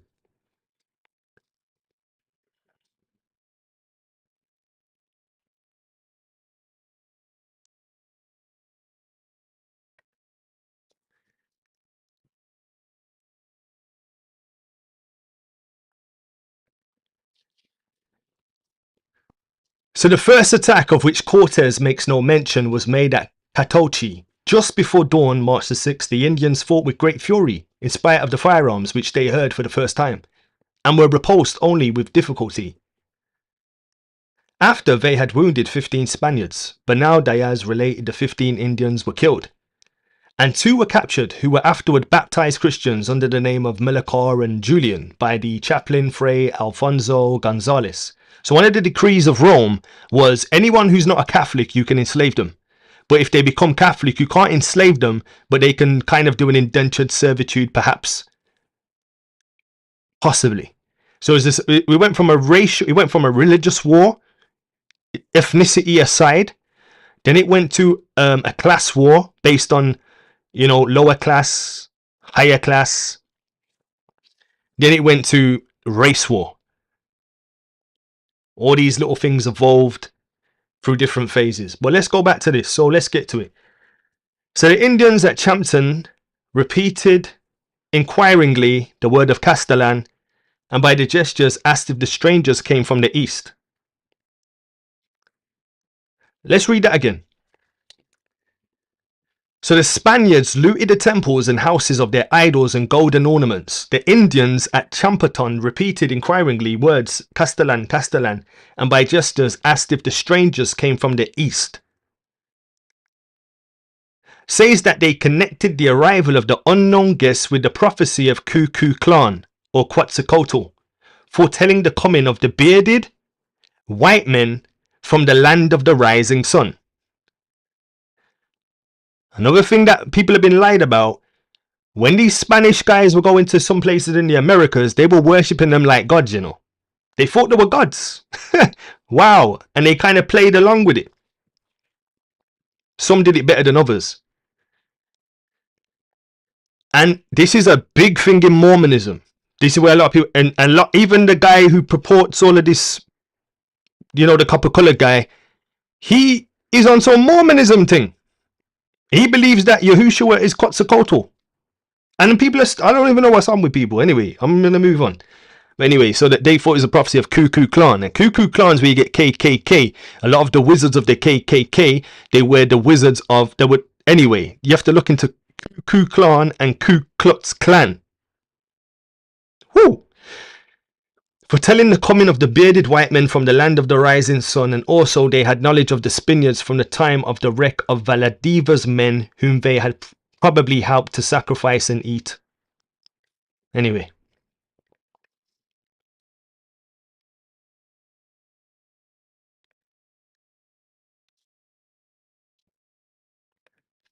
Do me a favor, any trolls that's just trolling, just kick them out, man. We don't have to entertain. Just kick them out, no need to explain. Alright. So, let's go to this one. Father Acosta states that so entirely were the Mexicans imbued with the belief that the Spaniards came in the fulfillment of the prophecy of their most beneficent deity, Quetzalcoatl, that Montezuma would have abdicated and the whole empire have passed into the hands without a struggle, had Cortez comprehended the force of the prevailing superstition and met the popular expectation by rising consistently to his role as a demigod. There are the facts which tend to lend weight to his argument, and had Cortez but realized the possibilities, he might have been equal to the part, though his followers fell so lamentably short. So Cortez would have been more successful if he just would have ran with this fake or this prophecy thing. But Cortez was like, nah, I'm not no serpent deity from the sky. And that's interesting, because when you read the stories of Quetzalcoatl, he taught them knowledge. He was a serpent that fell from the sky, a dragon fell from the sky, assumed a human form, and was teaching them a lot of things. He taught them metallurgy. He taught them how to build empire and structures and stuff like that. He taught them how to do the serpent mounds, and he taught them about ley lines. He taught them about a lot of things, brothers and sisters. Now I'm thinking, that's interesting. Now I got a book that I want to bring out, but I have to bring it out in order, you know.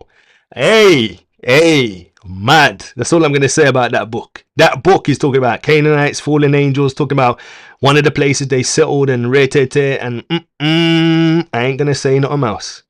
Alright, cool. Let's continue. So, yeah, so they were kind of mistaken for gods. They could have got passed as a god or a deity and whatnot, what have you.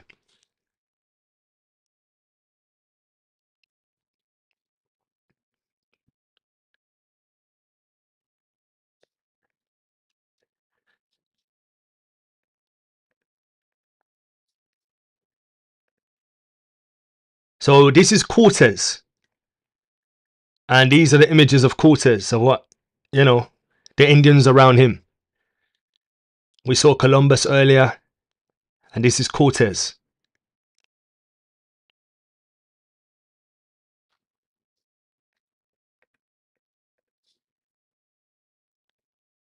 We saw, where was Columbus? Alright, so that's Columbus. And this is Cortez.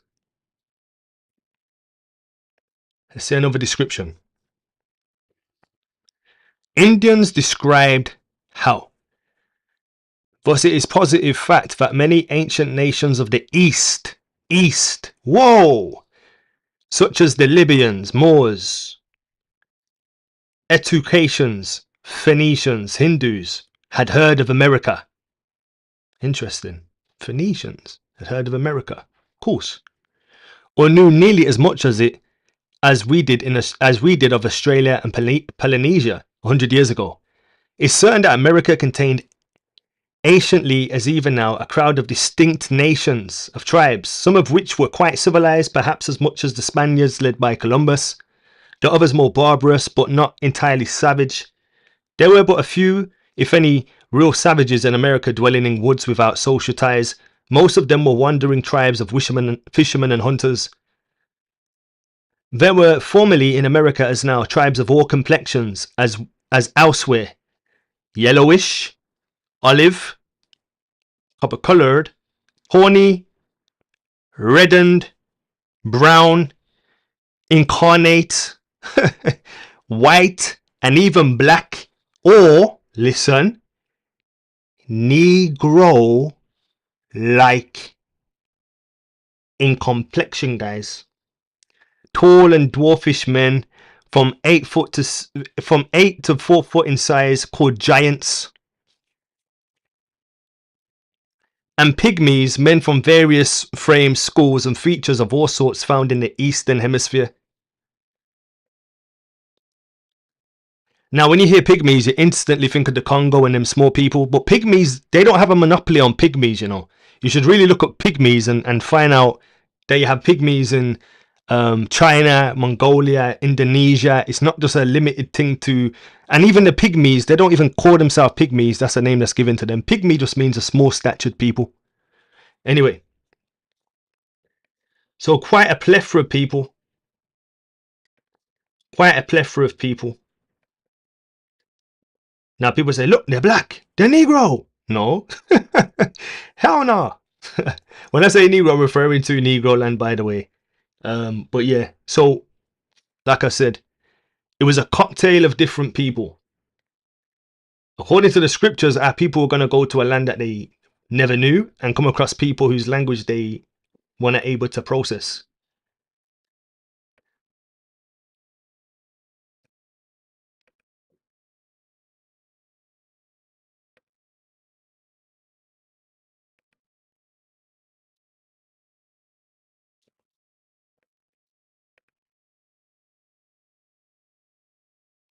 So you've seen there's a lot of variation with the people that they met. Everybody can stake a claim in the complexion of the Indians or the people of this region before any admixture or any mix-up or any this, that and the other. There was a quite a diverse bunch of people with an Indian culture of piercing, tattooing the flesh, and all kinds of customs. And having tobacco gods and worshipping Quetzalcoatl and having prophecies concerning him.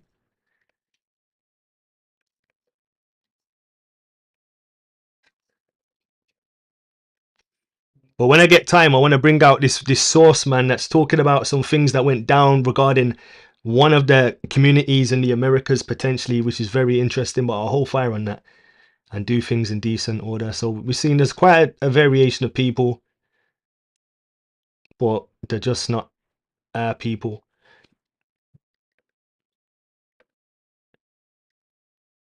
All right, let's continue. Here's some more images.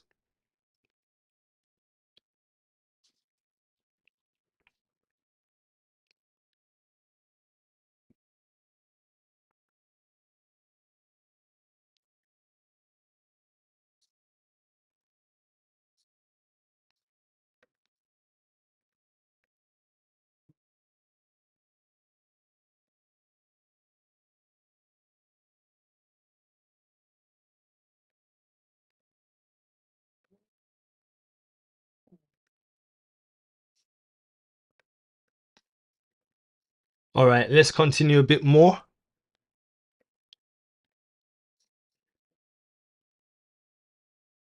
Here's some more images. Still not our people, although they have melanin and melanated and they're black and they're this and that. I get it, but that doesn't mean it's our people. All right. So yeah, we've established. Let's find out some more. Let's look at the culture. All kinds of governments were known in America: theocracy, despotism, monarchy, oligarchy, and democracy. But the most prevailing were the theocracy among the civilized nations, oligarchy among the barbarous nations, with the two peculiar modifications of double kings as among the Arabs, civil and military, and chief of families or tribes as among all primitive nations. Queens were known to but few tribes, although the female line was often hereditary. Written laws and codes were known to the Toltecs, Mexicans, Mayans, Moyosacas, Panos, Peruvians. Oral laws were elsewhere preserved by priests or magistrates. So they had a thing where the female line was hereditary. When you look at Nagaland, look at the study on Nagaland extended thoughts, we look at the culture of Nagaland too, and you'll see similarities with those who inhabited the American space. Now, when you look at a lot of these laws of today, they go and say, look, you are what your mother is, which I say to people, if you want to know what the truth is, it's not that hard. Look at what the enemy says is true, and it's the opposite of that. So the enemy will say LGBT lifestyle is okay. You know, the Most High is the opposite of that. The enemy will say, oh, it follows the mother's lineage as the Ashkenazis do. The Most High says the opposite of that. So anything that is really popular and over promoted and overstimulated, generally speaking, is usually not correct, quote unquote. All right. So I would encourage people to check out the Nagaland presentation, probably after or whenever you get a chance, because you'll see a lot of similarities.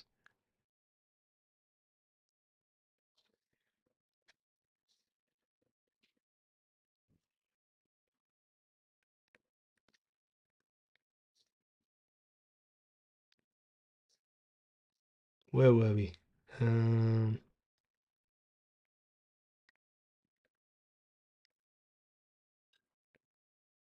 All right, let's read this one. Let's see another quote from this book, yeah? All right. American Afrography will teach that there were men of all sizes, features, and complexions in this hemisphere before 1492. I concur.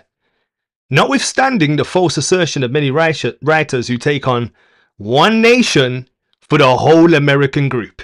So there's a lot of people that say it was us first. Like, there's a lot of childish, juvenile, baby arguments that are prevailing in not our community, but it's kind of trying to insert itself into our community. When I say our community, I'm talking about the people from Negroland, my forefathers, yeah, which a lot can be found in America. So I'm speaking on behalf of my forefathers, people in America, in the Caribbean, and in that space.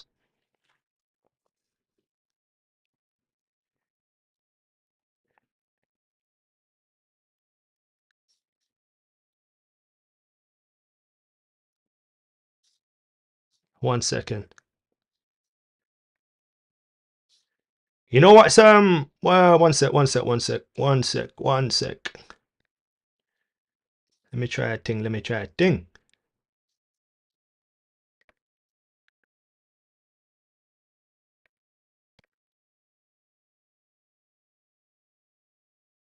All right.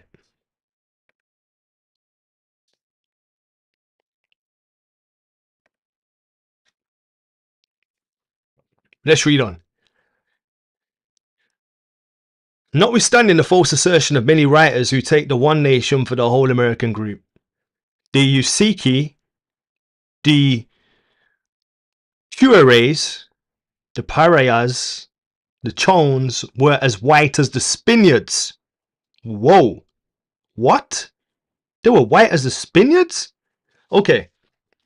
We've seen how a Spaniard got a tan so well that he was able to blend in, and he was one of Cortez's men, but another one of Cortez's men had a family and decided to stay. So yeah, there were some that could pass. When you look at the Gaunches of the Canary Islands, they are very fair, kind of almost, I don't even know what complexion to say. Yeah, I don't even like to say white, black, and them things there because it's so simplistic. It does an injustice to people. Yeah, but here's saying that there were people who was white as Spaniards, and we know that Spaniards can be they can get a bit of sun too. Anyway, so 50 such tribes were found in South America. 50 such tribes were found in South America. While many tribes of Choco and Manibis and the Uras were as black as Negroes. They're using Negroes as a reference point in their complexion, not saying that they were Negroes. All the other shades of brown, tawny, and coppery were scattered everywhere. There was not a single red man in America unless painted such. Some tribes had scanty beards as the Tartars, Chinese, and Berbers. Others bushy beards. The Tinguis or the Patagonians were 7 or 8 feet high. We looked at those giants. We saw those things recorded in Negroland. There were some big, colossal guys with... Anyway. And the Goyayamas were 4 to 5 feet. This image is of a place or of a village called Bigfoot. Now someone will say, look, that's a Negro because she's very dark and in the... Yeah, she's Negro tone. She's Negro skin tone as in black tone or whatever. But she's not our people because she's dark in hue.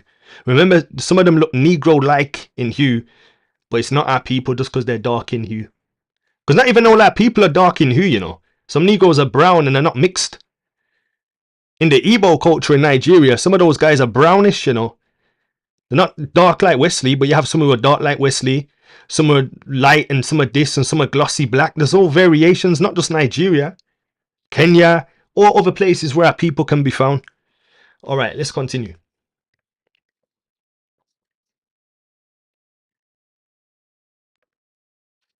Now, let's read this quote. The Negro was treated like what? The Negro was treated like what?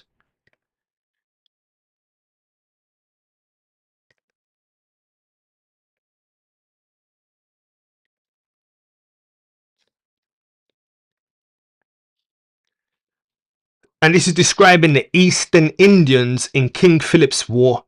Now, King Philip was an Indian Wampanoag, and he was known as the Marblehead.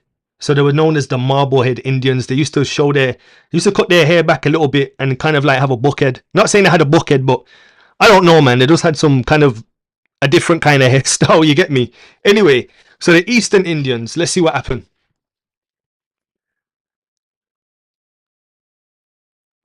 When they drew off, so basically these guys are pursuing the Eastern Indians or a branch of Indians, a tribe of Indians, yeah, to take over, you know. So when they drew off to come down the river again, Colonel Hawthorne came off and left the major behind to see that all the forces were drawn off. Who coming down the river in or near the rear in the night heard a person hallo, not knowing at first, but it might be a snare drawn onto them, but upon consideration, sent to see who or what he was, found him to be a Negro belonging to a Marblehead. So, they were on the chase down some Indians, they hear some guy howling, they're a little bit apprehensive, is it a trap? Or is it somebody asking for help? So they find this Negro man, and he's belonging to a Marblehead that had been taken and kept a prisoner among them for some time. The major asked him where he could give an account of the Indians in those parts. He said yes. They were or had been all drawn off from the sea coast up into the woods near 100 miles, having had an account by a prisoner out of Boston Gaol that Major Church and his forces were coming out against them, blah blah blah blah blah blah blah. Interesting. The Negro was treated like what? Like a prisoner for some time. So this is one who was kidnapped. You know how Negroes were following these settlers around like bodyguards and indentured workers and all these kind of different ways of saying slave. One of them got took by a marblehead and he couldn't wait to snitch. The guy just couldn't wait to snitch. He was just like, yo, you need to know where they are right now. And he just told them the whole story and just snitched. What? And notice the distinction. He's a Negro man belonging to a marblehead, and they're asking him to give an account of the Indians in those parts.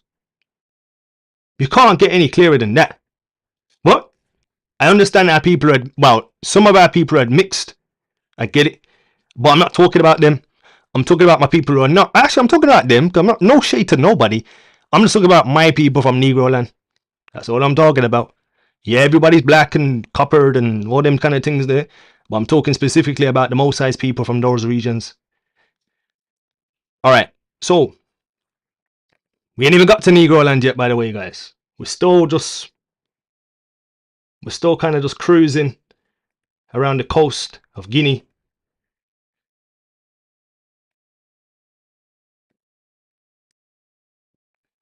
Alright, so let's read the Negro description so we get some clarity on what are these Negroes that people are talking about. Let's read. The moral and intellectual character of Africans is widely different in different nations. Thus, the Makuas and the Shantis have continued to be uncompromising enemies of the European colonist and remain to this day unsubdued. The fiery and revengeful Igbo contrasts strongly with the docile natives of Benguela. The crewmen of the western coast are an intelligent and industrious people. Notice they weren't taking slaves that didn't know how to build. Our people were artificers, carpenters, just like the Maasai. Our people had skills. They still have skills. Go to Benin. Benin, wow, very skillful people. Go to Gambia, very skillful people. Go to Senegal, very good with our hands. The crewmen of the western coast are intelligent and industrious people, while many of the tribes of Niger are remarkably stupid and slothful. This is somebody's opinion. The Mendinkos are tractable and honest, but the Lukumi, who also inhabit the western coast, are brave and independent people, whom in captivity will even resort to suicide to avoid punishment or disgrace. The Karvali tribe is remarkable for combining industry and avarice, and it is observed in the West Indies that they constitute the greater portion of the free Negroes who become rich. And it is observed in the West Indies that they constitute the greater portion of the free Negroes who become rich. On the other hand, all the tribes of Congo, and they are very numerous, are noted for indolence, deception and falsehood. The Negroes are proverbially fond of amusements, in which they engage with great exuberance of spirit. A day of toil is for them no bar to a night of revelry. Like most barbarous nations, their institutions are not unfrequently characterized by superstition and cruelty. They appear to be fond of warlike enterprises and are not deficient in personal courage, but once overcome, they yield to their destiny and accommodate themselves with amazing facility to every change of circumstance. So once conquered, some of them, generally the culture was just to say, you know what, the Most High did this, I'm conquered. That was the spirit. The spirit was like, whatever happened, if they spilt tomato ketchup on them, they would say, because they had the superstition, it was just like, you know, they spilt tomato ketchup, it was the Most High's will. No, you just need to work on your hand-eye coordination, bro. If they, you know what I'm saying? If they're riding their bike and they fell off their bike, they were like, oh, it was the Most High's will. The Most High said, you can die before your time, you know, by being stupid. So everything was superstitious with them. You go to the continent, a lot of superstition still happens today. So you can see little characteristics of our people. And I've just put illustrations of what these people look like currently. Interesting. That's just to show you who the Negroes are on a very basic level. But we haven't even touched on Negroland. We just had to touch on a lot of stuff before we got onto the topic at hand. Let's do a summary. Summary so far. Indigenous people of America, Canada, Caribbean were various complexions from fair, tawny, brown, black as an Ethiopian with short or long horse hair. Some had a reputation for being hospitable. Others were perceived as inhospitable. Some viewed white skin as divine. I did this summary so quick, the spelling is atrocious. Hey, mad. No, I'm just going to read it anyway. Others believed it was a fulfillment of a serpent man god. Obviously, Quetzalcoatl, Ku Klux Klan. This teaching can also be found in Mormonism in terms of like the prophecy of Quetzalcoatl and all that kind of stuff, and people saying Quetzalcoatl was Yahushua and all that kind of stuff. Jesuits suggested introducing Negro slave labor from Cape Verde and Guinea to their Portuguese colonies. Before this, there was a high concentration in Indonesia, Malaysia, etc., who accompanied the Portuguese and settled in America, Hawaii, Brazil, blah, blah, blah, blah, blah. The spelling is atrocious, and I did this with, anyway. Hey, madness. So anyway, there's a collage of different kind of people found in around these areas. Yeah, from Mexico, Caribbean, Amazon, Brazil, America, blah, blah, blah. Yeah, so that's just a little summary per se. Now let's go back to the timeline. So we've just been dilly-dallying in and around the 1400s/1500s. We haven't really got to the good stuff, but I'm trying to give you a super juice version, but also with some meat and some context, because people are doing hopscotch and going on here, there, and everywhere with no real order of events. So let's go to Hawkins. So 1532 to 1559. So this is Sir John Hawkins Square. He was the second son of William Hawkins, who was the first Englishman to sail to Brazil. And Joan Trelawney, daughter and sole heiress of the Roger Trelawney of Brighton, Cornwall, was a Protestant. So his mother was called Joan Trelawney. When you go to Jamaica, it's interesting. We have a place called Trelawney. Hawkins' family roots then. If you go to Cornwall today, you see Sir John Hawkins Square. And if you see there, like, people are quite proud of this history. And certain places in England are like a no-flight zone for some people sometimes. Yeah. England's first slave trader is bound at a bound slave crest. Sir John Hawkins Square. So, who's heard of Armorica? Armorica. I know you've heard of America, but have you heard of Armorica? Okay, you haven't. That's good. All right. So, Armorica was a region of Gaul, or Gaul. Hence, you have Portugal, Gaul, the port of Gaul, and you have Armorica, which was a region of Gaul. This region is found in France. That roughly corresponds to Brittany of today. Due to large level of migration between Cornwall and Armorica, there are many cultural similarities that survive to this present day, such as language and family names. Now you need to look up somebody's name and you'll find out his name goes back to Cornwall. Cornwall. Anyway, very interesting. You should look up people's names, you know. Anyway, you have the House of Maine, Baldwin, and Baldwin IV, he was called the Leper King, and he was the one who overthrew Jerusalem from 1174 till his death in 1185. Let's zoom out a little bit. So, Brittany, Maine, and it's called the Mayonnaise Dynasty. Mayonnaise Dynasty. Not mayonnaise as the little sauce, but the Mayonnaise Dynasty. There's Normandy, there's Maine, there's France, there's Belgium, Brittany, Armorica. People that made up these regions were the Canaanites, the Phoenicians. Interesting. Let's continue.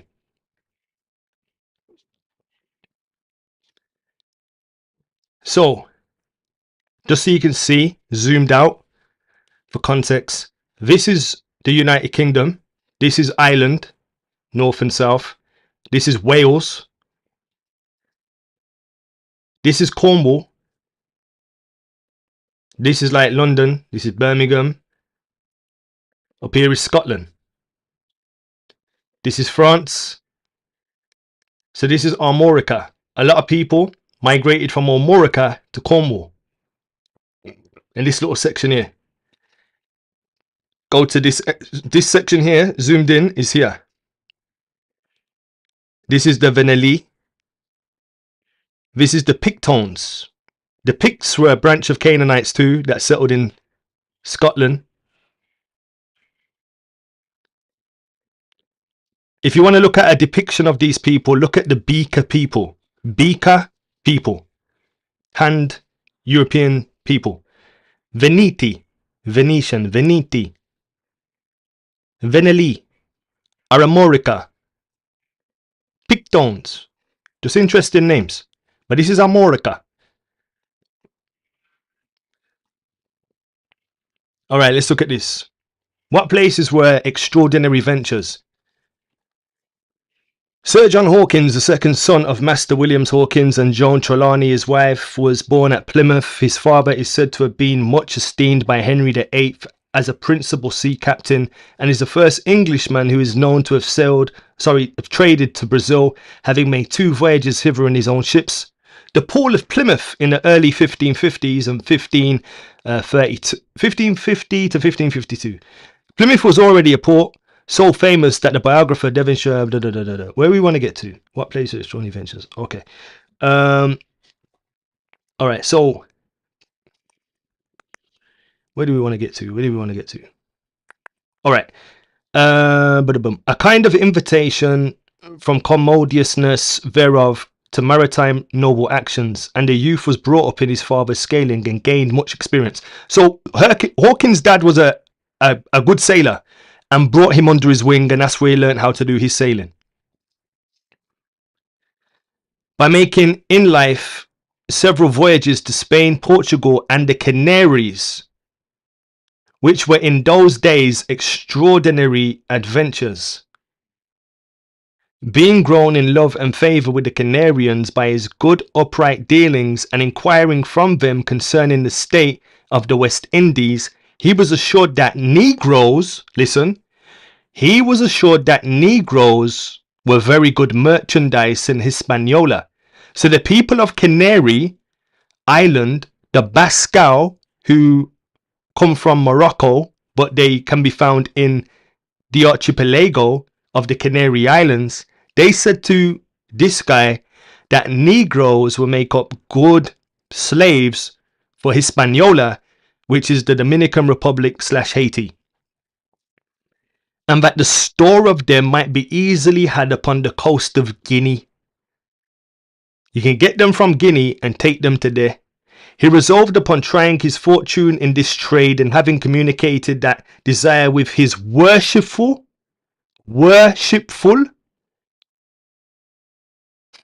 friends in London, Sir Lionel Duckett, Sir Thomas Lodge, his father-in-law, Master Gunsop, Sir William Winter, and some others they liked so well.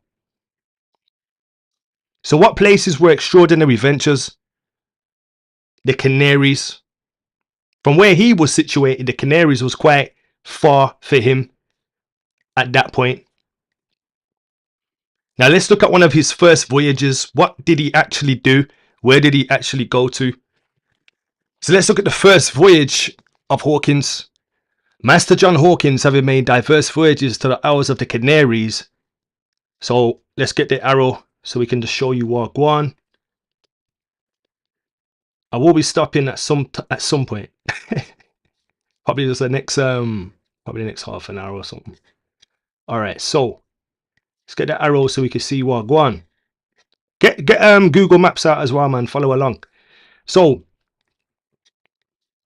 this is Guinea-Bissau. This is the west coast of Africa. This is Negroland. It goes all the way across. So let's follow this pathway.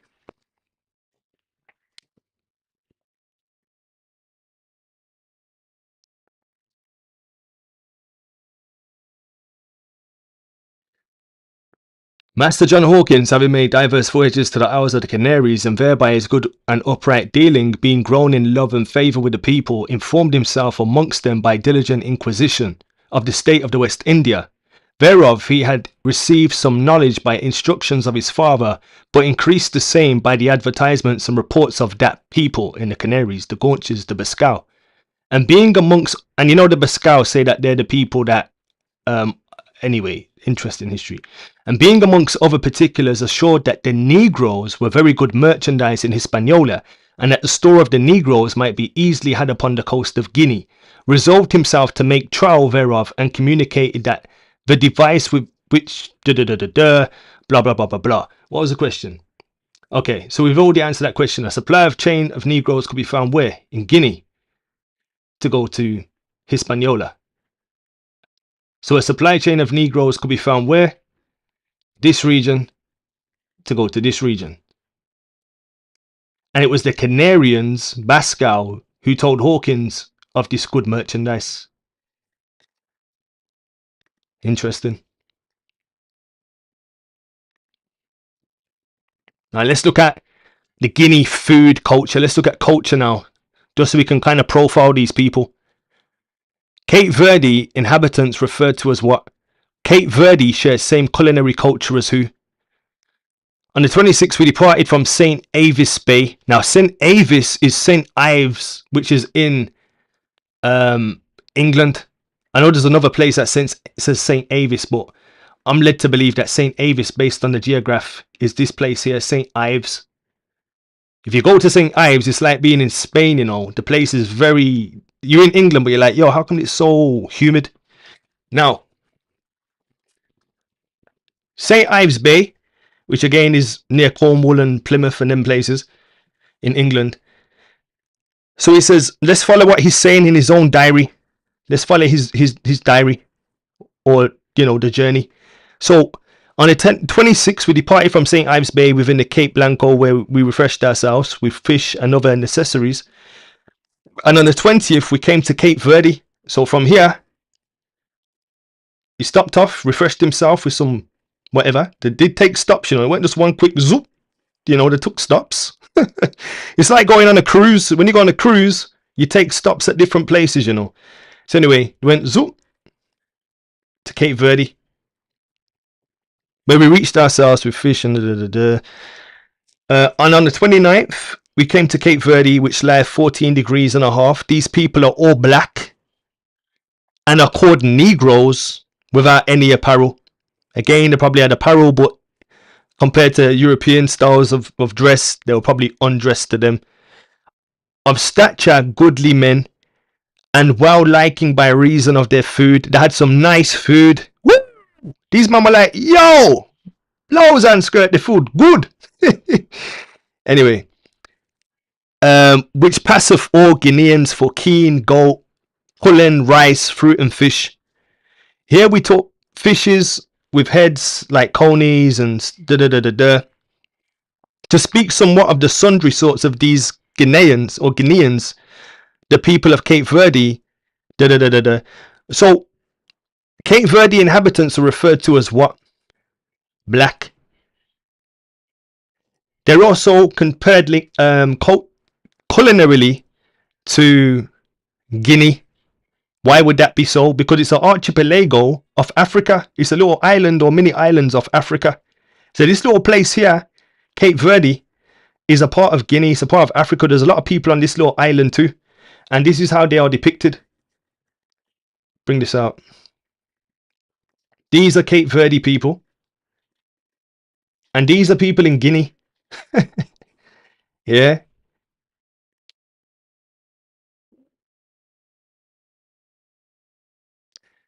To speak somewhat of the sundry sorts of the Guineans, the people of Cape Verde are called the Leofares and counted the goodliest men of all others, save in the Congo, which do inhabit on the side of the Cape de Bruna Esperanca. Anyway, I don't know about them names there. Well, obviously we know the Congo. So saying they're pretty like the Congo people. Cape Verde. Guinea. Alright, let's look at his second voyage. So his second voyage was quite interesting. So Master John Hawkins with the Jesus of Lubeck, a ship of 700, and the Solomon, a ship of 140, the Tiger and the Barracu of 50, and the Swallow of 30 tons, being all well furnished with men to the number of 110, as also with the ordnance and victuals requisite for such a voyage, departed out of Plymouth on the 18th day of October in the year of our Lord 1564, with a prosperous wind, at which departing, in cutting the foresail, a marvellous misfortune happened to one of the officers in the ship, who by the pulley of the sheet was slain out of hand, being a sorrowful beginning to them all. So anyway, what was Hawkins' ship called? Where to and where from? So his ship was called Jesus of Lubeck. One of them was called the Solomon. One of them was called the Tiger. One of them was called the Barracu, and the other one was called the Swallow.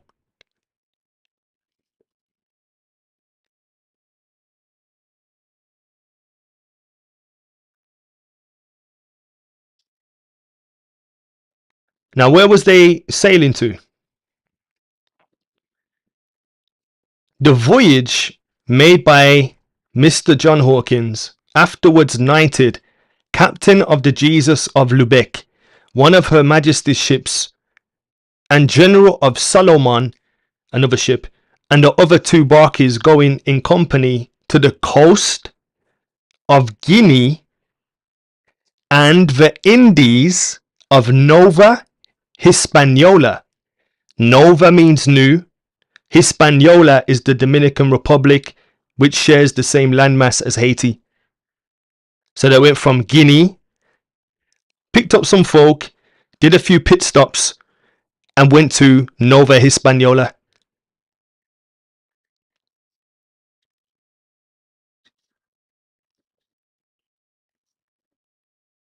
Here is Guinea.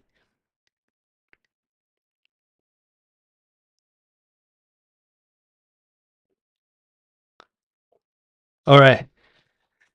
So this is just so you can see where we're talking about locale, locations and whatnot. So a lot of these man them were in Plymouth, up here, Cornwall or St. Ives, whatever you want to call it. These places are ports, known for port, transport, transportation.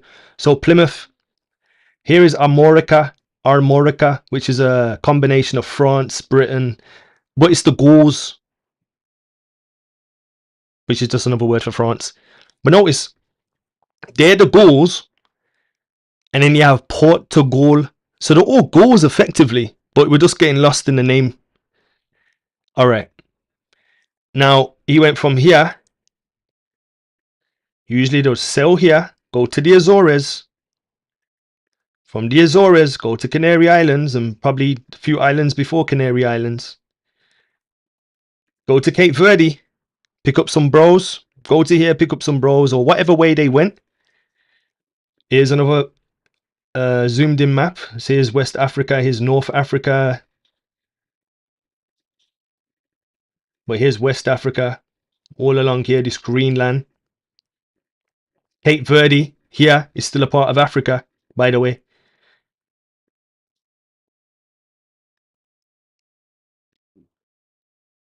That's supposed to be here. That's the Canary. And there's even little islands here. This is where St. Tomo is round here, St. Tomo. There's little islands here too, but you have to zoom in on your maps to really appreciate what you can't see. If you don't zoom in, you just think, oh, it's all water. But there's little pit stops where you can take pit stops, evidently. It weren't just done in one straight, like, people are so kind of, I ain't gonna be disrespectful, people are kind of dumb, you know. They think they just went zoop, like they didn't have to have water and fish and fried dumpling and breadfruit, you know. Anyway, all right, so this is Cape Verde. This is Cape Verde.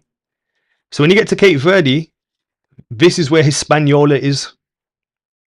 There's Cape Verde, there's Hispaniola. I believe that there must have been some Africans, obviously, evidentially, that went to these areas as well before colonization. There has to have been, because not just the European would have went there, but there must have been some people that got there too. However, just because they settled there doesn't mean they're not from here. But that's another story for another day. Let's continue with what we know without assuming and speculation. These people here are also known as the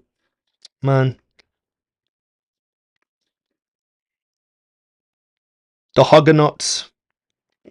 After an expedition in 1567 for an intended relief of the Huguenots at Rochelle, he prepared for a second adventure to Guinea and Spanish Indies. Guinea to Spanish Indies. Guinea. This place here is also referred to as Guinea. It's an island of Guinea. But if you don't want to have that one, here is Guinea too.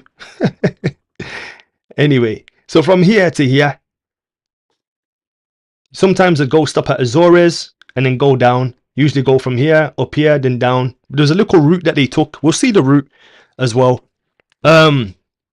Anyway, so after expedition and this, that, the other, where were we? Prepared a second time to go to Guinea and then the Spanish Indies, because the Spanish had this area on lock. Remember before we read how other people had to get permission to go here?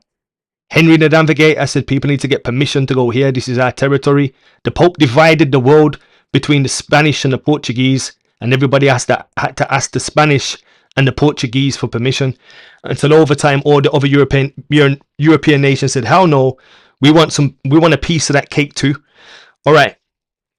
So, where were we?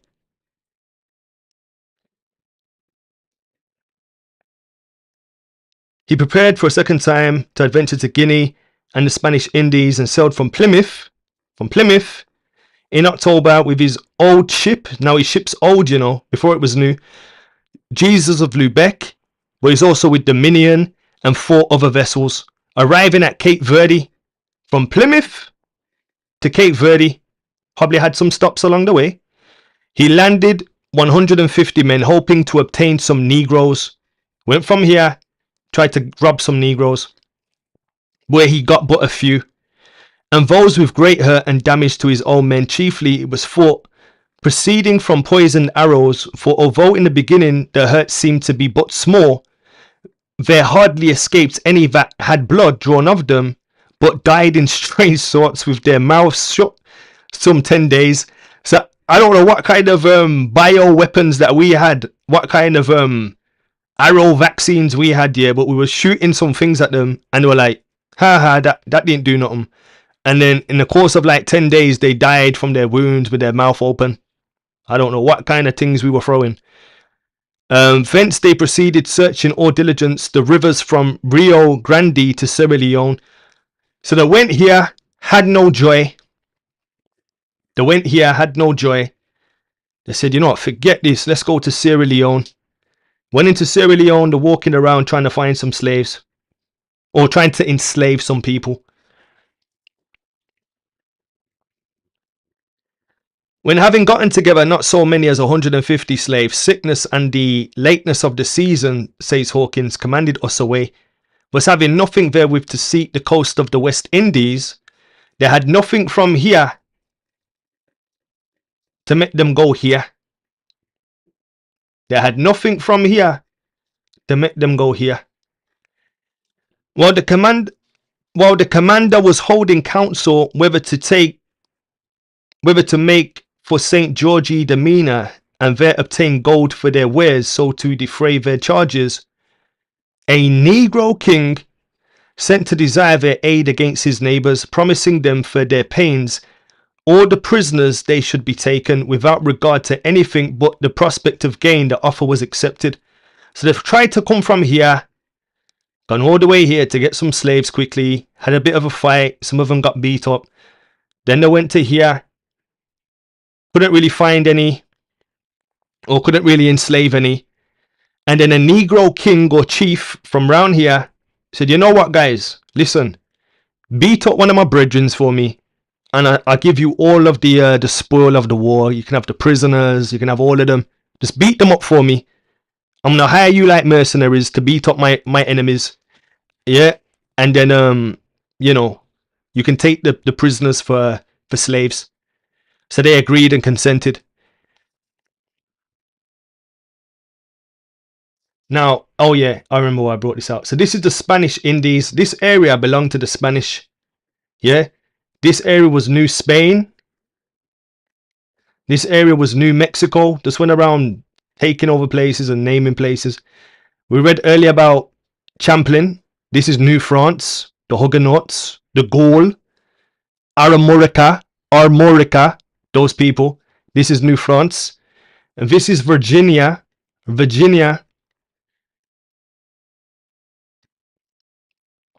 So these were the main locations where the Negroes were brought to. But we're going to get there because we haven't got there just yet. We're just still early in the history. But this is Spanish Indies. They had a monopoly on these places here.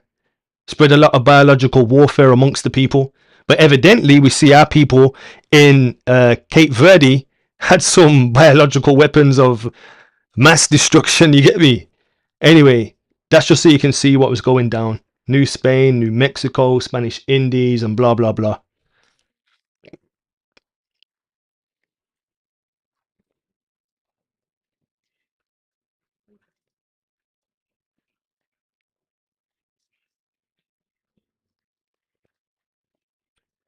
How's everybody good for time? I'm going to end in about 10 minutes. So we'll have to resume a part 2 and a part 3 and a part 4 because we're just scratching at nothing at the moment. All right, so let's look at one of the laws of Virginia and how this law was enacted and who was it enacted to and against. So the free trade allowed all friendly Indians to do what? Enact licensing a free trade with Indians. Be it enacted by the King's most excellent majesty, by and with the consent of the General Assembly, that all former acts of assembly restraining, limiting, and forbidding the trading with Indians be, and stand thereby repealed, and they are thereby repealed, and that henceforth there be free and open trade for all persons, at all times and places with our friendly Indians, and that this act continue in force until the next session of assembly. So free trade was allowed with all friendly Indians. No Negro or Indian can do what? Enacted that no Negro or Indian. So when you go to the shop, you can say, look, I want a Mars bar or a Snicker. They're not the same. It's a difference. That no Negro or Indian, though baptized and enjoyed their own freedom, shall be capable of any such purchase of Christians, but yet not debarred from buying any of their own nation. So the law was, you can't enslave a European even though you're a Christian, but as a Christian you can enslave people of your own nation. That was permissible, that was allowed, and that was authorized. At the bottom of these images it says Negro.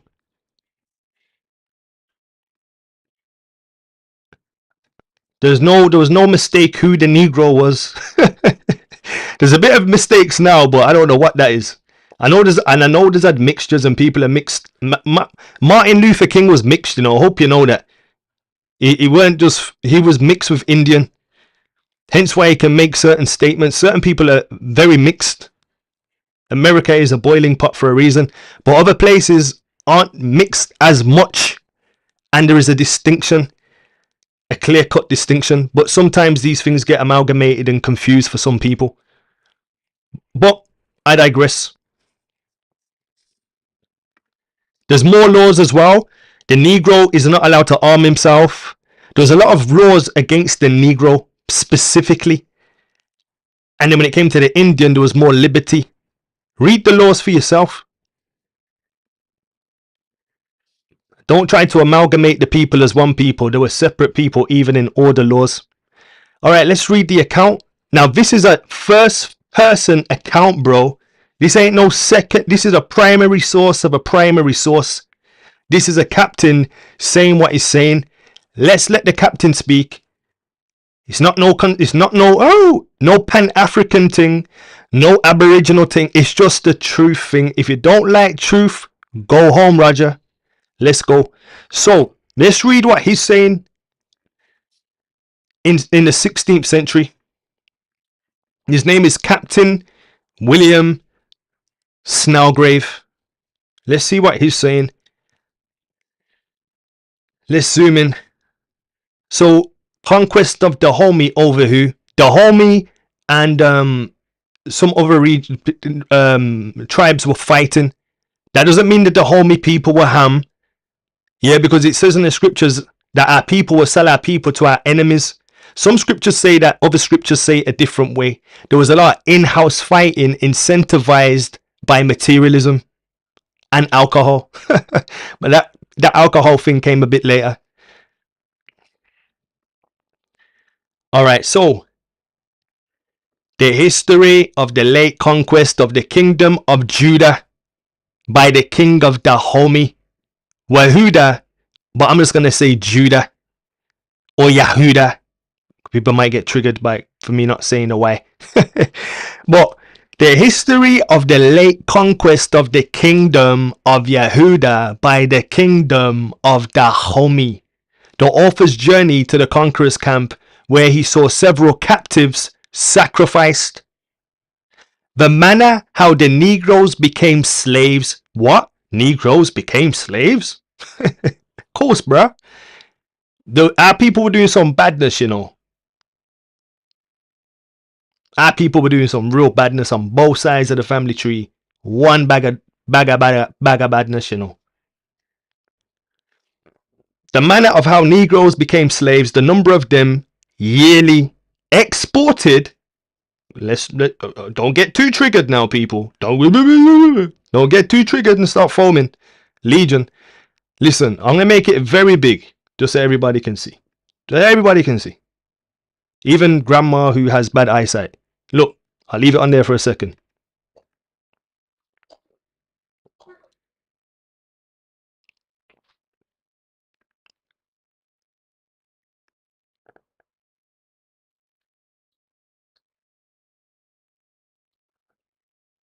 Take a screenshot, mate. Do something with it. Put it on your Instagram or something.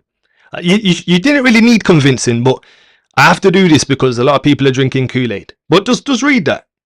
From Guinea to America. Now again, we're going to break down the trade route. We'll see the trade route. It's not really that deep. It's really not that deep. It's kind of simple. The simplicity in the Most High versus the complication, misinformation, and Decepticons. I'm with the Most High. Forget all that stuff. Screenshot that. Caption that. This is the ship guy doing his thing. He's a pirate as well. But he must be lying though. He's lying for some reason. He's just lying, innit? Because YouTube said he's lying. Okay. Anyway, let's go, homie. So, the manner how Negroes became slaves, the number of them yearly exported from Guinea to America, the law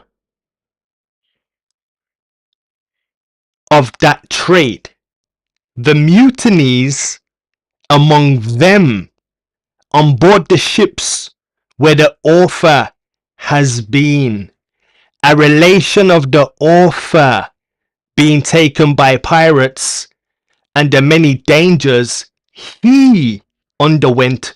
So this is him writing about first hand. Yeah, let's see what he's saying then, guys. That part of Africa commonly called Guinea, is of a large extent beginning at Cape Verde. Wow. Let's see that on the arrow. Sorry for the humor in that, but you know what? Elijah mocked the fake people of Baal. We're allowed to mock fakeness, you know. Elijah mocked them and he ridiculed them because he's like, I can't believe my people are so simple and stupid and juvenile to deny their own ancestors' history and then to just mix it and blend it and dilute it. Hear this though. The Aboriginal community is entitled to their history. I respect them for doing their history, but likewise, there's my people in the Americas, in the Caribbean, and we're not a part of your immediate history. But as a human collective, I guess we're all part of history. That's why I'm doing this as a human collective, looking at history, but also pinpointing and locking down our people in the history. So, that part of Africa, commonly called Guinea, is of a large extent beginning at Cape Verde. Guinea, Cape Verde. In 14 degrees 30 minutes north latitude, extending to the south and east as far as the coast of Angola. Wow, it's pretty precise, isn't it? So Angola's down here somewhere. Wow, in Loango. The River Congo in 6 degrees south latitude being the furthest place where the English carry on their trade. So from the Congo, from Cape Verde, Guinea, Ghana, Burkina Faso, Nigeria, Congo, Angola. In this country of Guinea, the English have trafficked a great many years. Great many years. Wow. Okay. I'll take your word for it. But especially since the conclusion of the last French War. It has been so improved that whereas in the year 1712 there went only 33 ships from England to that coast, in 1726 it was proved before the commissioners of trade that there had been there the year before above 200 sail, to the great increase of navigation and the blah blah blah. You gotta remember, there's loads of nations who took part in this trade, you know. British, French, Spanish, Portuguese, even the German, you know. Underreported largely. A lot of them got involved at different times and in different ways. In fact, most of the ships were just sitting in the ocean and you just, like a cruise, go from one ship to a next ship to a next ship. Like a cruise, you know. Anyway. So conquest of Dahomey over who? Dahomey conquered Judah. The manner who became slaves were what? The Negroes became slaves. Negroes, Negroland, they know who they're talking about, family. Don't let people lie to you, man. That's all I'm saying. Don't let these people, these charlatans, come up here and lie to you. But if you want to be lied to, that's fine. If you want to think you're something that you're not, that's cool. And if you are a native Aboriginal, it's all love, you know. No shade to anybody, but I have a duty and a responsibility on behalf of my forefathers who went through such a disgusting form of chattel slavery to ensure that their history, good, bad and ugly, is not erased or eclipsed by charlatans, opportunists and YouTube verified endorsed people. You know what I'm trying to say? Bonfire on that. So let's see what else this guy said. Yeah, we see he's quite precise. He gives coordinates, and this is just his understanding of what happened. He can only give an account of what he saw. There's many things he did not see, but he's only speaking about the things that he did see or that he did witness. Okay.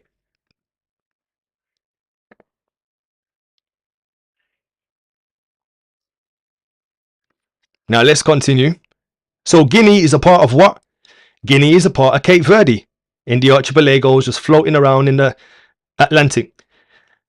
A great many years what?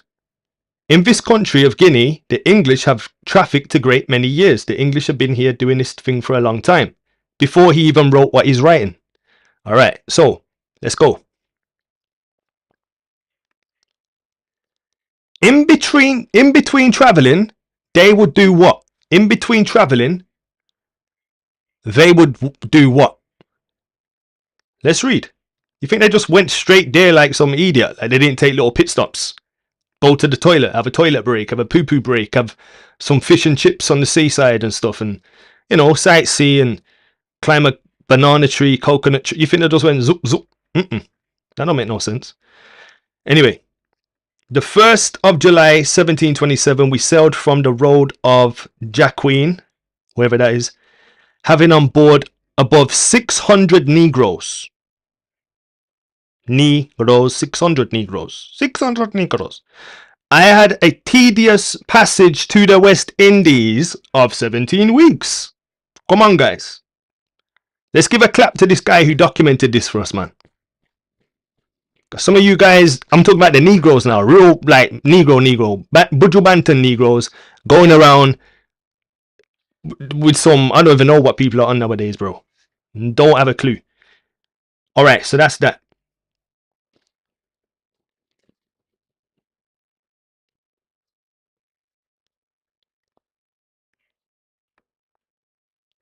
"600 Negroes I had tediously passage to the West Indies." This is just him one, you know, in his experience of what he saw. I had tedious passage. This is what he's documenting, what he saw. Not what was going on entirely, just what he saw. All right.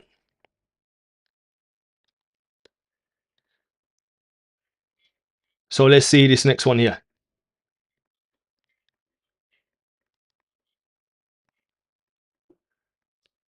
All right, a new account of Guinea. A new account of Guinea, which obliged us to stop. So on the same account, I had a tedious passage to the West Indies of 17 weeks, which obliged us to stop at several places for water and provision. But at length we arrived at that place where the cargo of Negroes, who had stood very well, came to a good market, and having lain there for a cargo of sugars, we sailed from thence to the latter end of February, and got safe into the river of the Thames the 25th of April 1728, having been 16 months on this remarkable voyage. So they went there, then from there they went back up to England, and they were just doing a little rounds. And again, I guess this is where the idea of going on a cruise came from, because they were just taking little pit stops.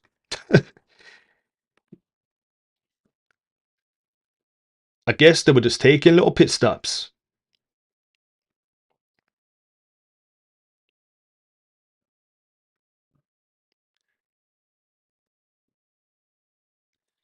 I think at this point, oh man, I keep saying at this point, and I was like, no, keep going. All right, cool. Let's go a little bit more. All right, so, oh yeah, okay, I see why I had to keep going. Let me pull this mic down. I think it's too loud. All right.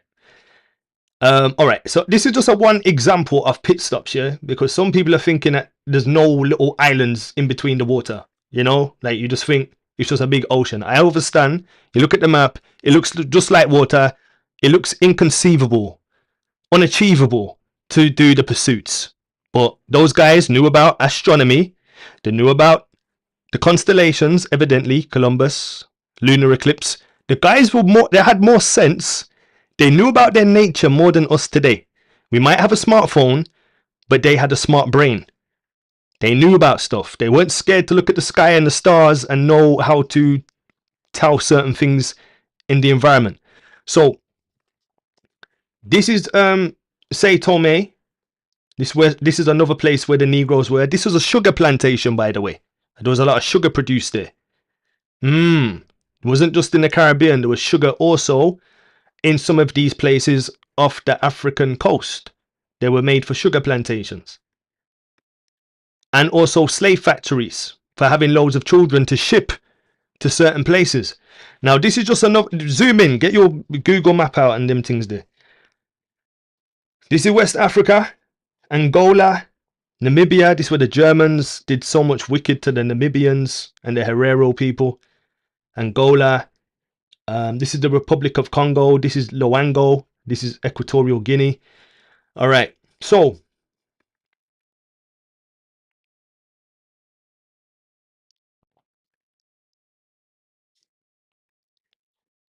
when you zoom in here, you find a place called Saint Helena, and it's called the Ascension and Tristan de Cunha. So just here, there's a little pit stop. This was a little pit stop. It's got a church, a little chapel, and all them things there. It's a little landmass. Take a break, take a little vacation on your cruise. Then here you have the Edinburgh of Seven Seas, also another little island. Got all these little islands here. You got the Gough, Tristan, St. Helena, Ascension, St. Helena, Edinburgh of the Seven Seas. So this is a route when they were going to Brazil. They took this route and went to Brazil. A lot of people from Angola ended up in Brazil. Brazil was the last place to be emancipated, by the way, as well. So there's a lot of ways they would take pit stops, unbeknownst to people.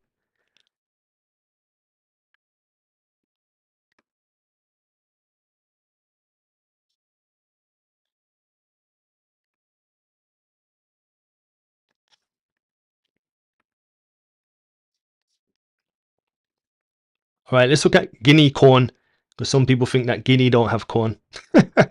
Oh man, or I don't know. Anyway, so here you have the grain host, maize, grain, corn, so part of the same mess. This is Guinea corn. No, it's not the corn that you're thinking, but it's still a corn. It's a type of maize, whatever. This is Guinea corn, grain coast. Off here you had sugar plantations too, and sugar plantations. I think there was 2 or 3. Anyway, I must not here anticipate too largely the subject of subsistence. It required, says Mr. D. Lebechi, 1,000 bushels of Guinea corn to supply the Negroes during the year. The average crop of Guinea corn on the estate is about 1,400 bushels, so that nearly 2/3 of the labor expended in this kind of cultivation was solely for their own benefit. Here we have the standing fallacy that raising his own food is for the slave's benefit, not the master's. It is used, adds the same writer, to be the custom to give every Negro on the property a gallon of Guinea corn on the Sunday morning. So the Negroes were given Guinea corn, maize, grain on Sunday morning as a type of payment. What was it? Yeah, okay. And there was also given a horse bean. When you read on that, it talks about they were given a horse bean. Horse bean, you can find it all over the place. All right, so yeah, Guinea corn. There's a lot of people talking about corn and stuff like that. I don't know. All right, let's go. So what was given to the Windward Islands?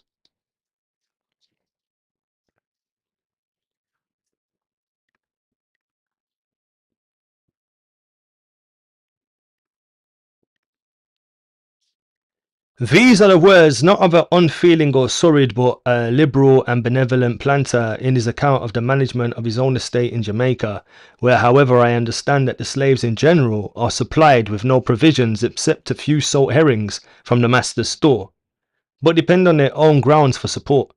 If they are not on that account the worse fed, which I will not here inquire, their evening and other labours out of gang are of course not the less.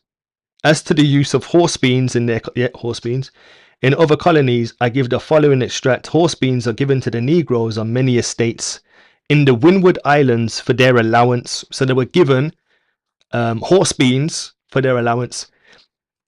Now, if ground into flour or bruised in a mill, perhaps no great objection would attend their use. But if otherwise, they are an execrable food, for as it would be troublesome, blah, blah, blah, blah, blah. So they were fed this thing called a horse bean. Let's zoom out, because even when we look at the Caribbean, we don't give it justice. We just don't really have a clue until we zoom in. So, you know, there was always going to Dominican Republic or Haiti or Hispaniola, But before you get to Hispaniola, you have the Leeward Islands and you have the Windward Islands, all these mini islands before you get to Hispaniola.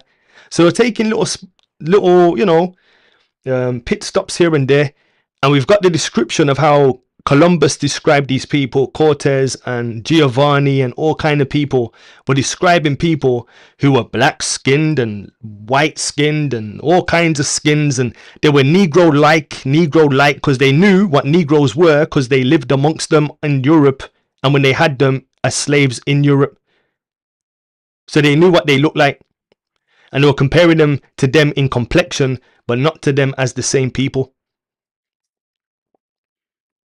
They were saying, yo, these are like the Negroes that we have in Negroland in complexion.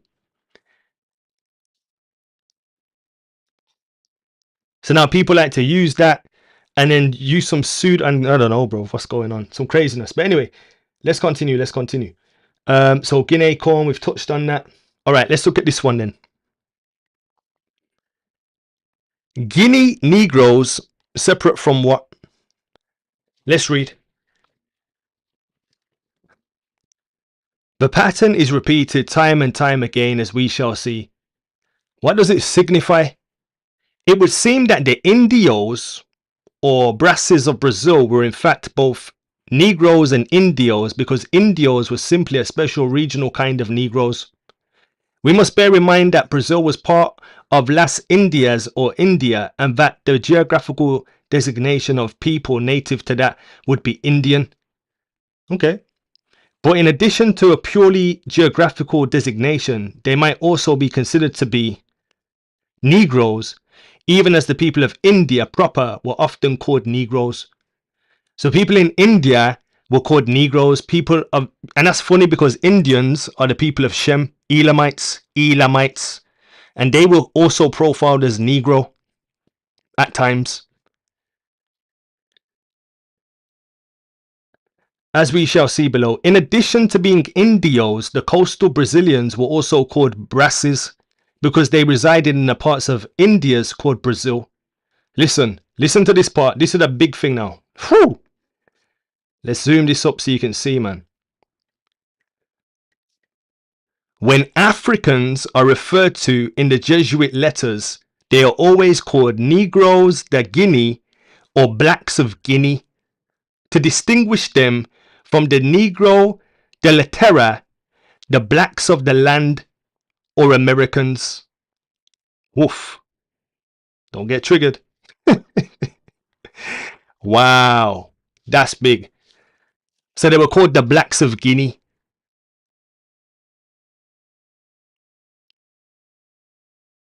Yes, some East Indians are also Japhetic. They're a mix and blend of people, but predominantly when we're talking about, there is a group of Indians who are Shemitic, and there's also a branch that are other mixes, even Canaanites and other kinds of mixes too.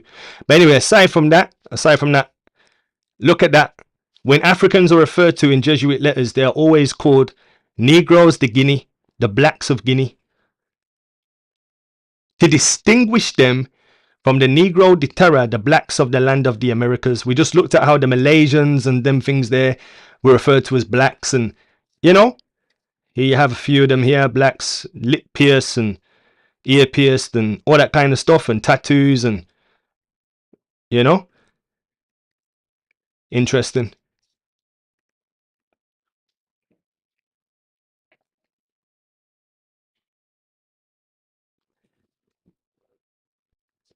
Now, some of these people were different. Now, the different classes of these people, like for example, the native Indians of the Caribbean, they resembled those in America, but they had different cultures and customs, as we've looked at previously. But they were not the same. The Jesuits were referring to the blacks of Guinea. Who came from Guinea? Where is Guinea? Negroland. They were well acquainted with that region. They were well acquainted.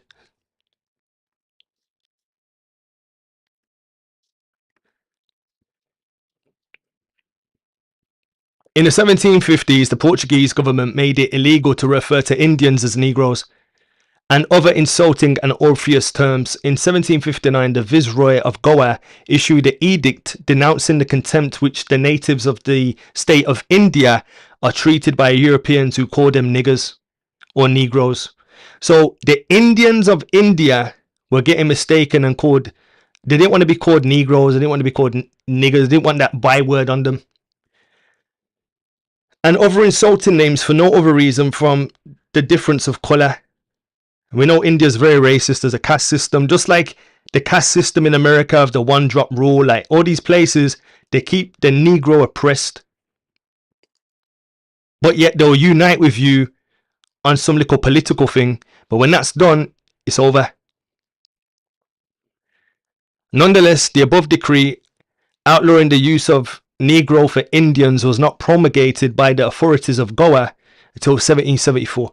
One can see then that Indians and Americans both being referred to as Negroes in the 1500s and later, one cannot be at all certain of the ethnic identity of Negroes sold in Portugal of those resold in Spain. Italy, the Netherlands and elsewhere, as we review usage in Spain, it will become clear that both Indians and Americans were also occasionally called Negroes in that country. So sometimes the Indians that were made up of the Malaysian trade were called Negroes, referring to their colour. See, I said that before? Just because it's a Negro complexion don't mean nothing. But let's see what it says. Thus, a captive Negro is equivalent to Ethiopian, which would seem to refer to specifically to Black Africa. On the other hand, Negra, Hausa, something black, and Frito refer only to concepts of black. Listen, a dictionary of 1611 is similar except that Negro de Guinea is equivalent to Ethiopian. Negro de Guinea is equivalent. Listen to this part. Don't doze off at this point. This is big. Negro de Guinea is equivalent to Ethiopia. Prito and Negro are both equivalent to Latin black. All right. So we can see there's been a lot of semantic wordplay, word reassignment. But in application, Negro de Guinea. Why Guinea? Why Negro? Interesting.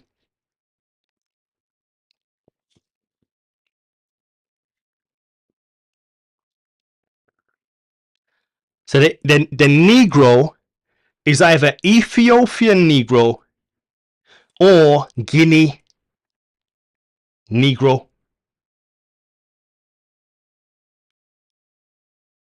Interesting, right? This is where people are getting confused with semantics and that and not applying common sense. Yeah, so it might be called, let's because they say Jackie Chan is a Negro, for example. Are you really going to say, look, it says here in this document, Jackie Chan's a Negro, thus it's a hijack, bro. Nah, bro. Common sense says Jackie Chan can be a Negro, but that doesn't mean he's my people. And that don't mean I have anything against Jackie. It's just it isn't, you know. All right, so let's see the next one. Now, this is Kids Journal. This is also a primary source of a primary source. This is a pirate from England who was executed for robbing and stealing from ships. Now, what was the emblem of beauty where our ancestors come from, our forefathers come from? What was the emblem of beauty and what was the emblem that wasn't so desired? Let's just read. This is from a pirate called Kidd, William Kidd of Hammersmith in London,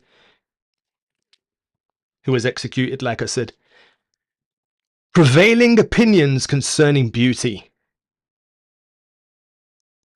What different ideas are formed, my dear sir, in different nations concerning the beauty of the human shape and countenance. A fair complexion is a shocking deformity on the coast of Guinea. Whoa, say what? Bleaching's not good. What? Our people weren't really, what? Say what? What? Bleaching. We weren't really on the bleaching hype. Mad. Yeah, we like Ruddy. Ruddy was okay, but Anyway, a fair complexion is a shocking deformity on the coast of Guinea.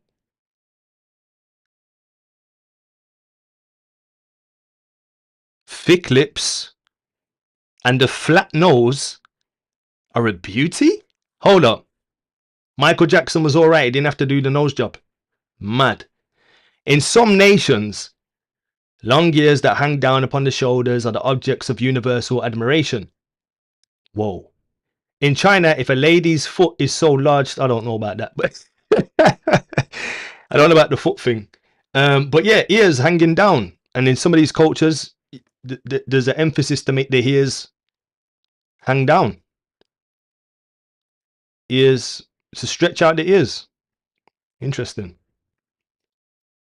Interesting. Boom. All right, guys, ready for the uppercut now? One of many uppercuts, by the way.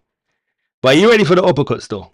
Because we're not, bro, I'm telling you, most High knows, we're not even deep. We're scratching. We're like, somebody scratch something.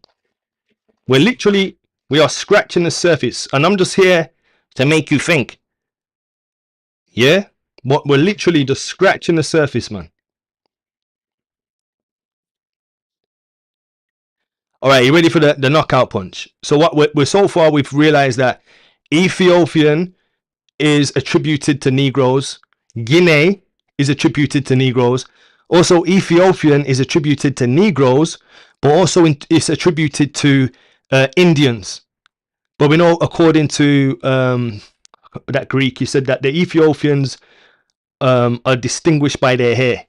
So you had the woolly hair and the straight hair Ethiopians, referring to the Indians of India, and the Ethiopians of Kush and also of Negroland by the texture of their hair. All right, you with me, yeah?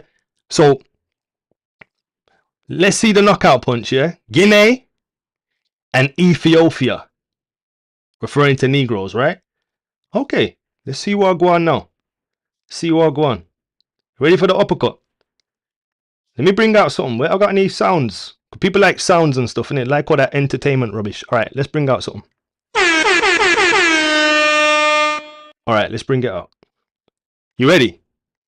Don't get triggered, my people. All right, get triggered. I'll let you take a minute, and then we'll break it down.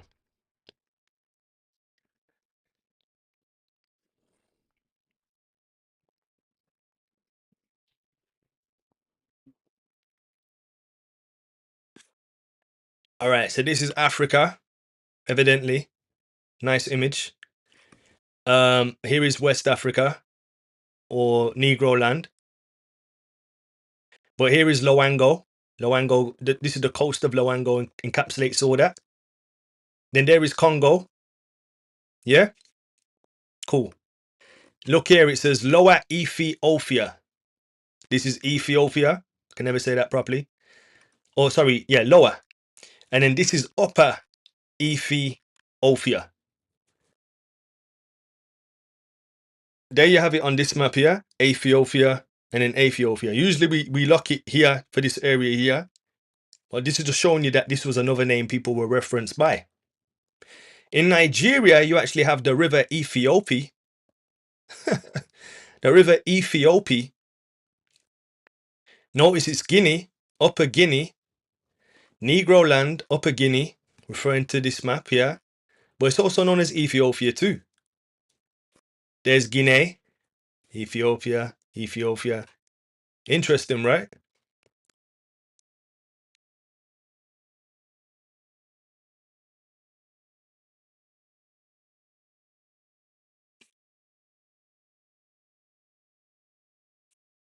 Africa's a very big place as well, guys.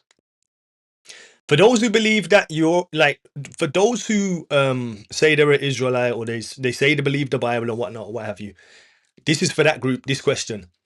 So where are you going to be redeemed from, and then where are you going to be redeemed to? Just a question. Because if you're going to say Africa, but I thought you don't like Africa and you don't like African people. To those people, because there's a lot of toxicity towards Africa by people who subscribe to these Aboriginal indigenous communities. By and large, it's okay, accept your ancestry without flaming other people out. But hear this. Let's see what this guy says. Yes, I'm gonna expose him as well. He's got his hidden hand, Mason. But his name's called Sancho Ignatius, and Sancho Ignatius was born on a slave ship, and he was from an early age brought up in um, English mannerisms and etiquette. So he was brought up, he was from early boof, you know. So if you saw him, he would be like Carlton Banks, to give you a context behind this guy. But his name's in Ignatius Sancho, an African, the memoir of his life. Let's see what he said, man. People say, "Oh, you only use white sauces." I use any sauce, tomato sauce, barbecue sauce. Don't really like mustard sauce. We use any sauce, yeah. And this is his own words, his own writing, because he's talking and he's saying, I," just like we saw earlier with the Guinea quotes, I.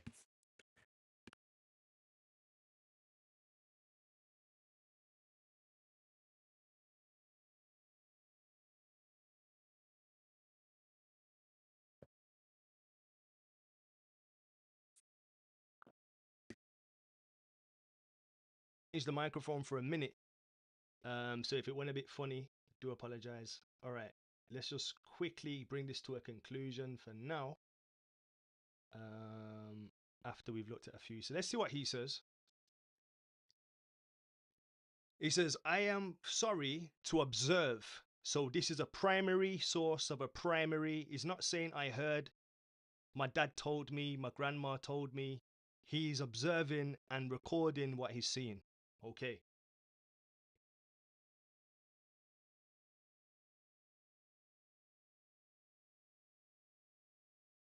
"I am sorry to observe that the practice of your country, which as a resident I love." Mic check, can you guys hear? 1 2 1 2. 1 2 1 2.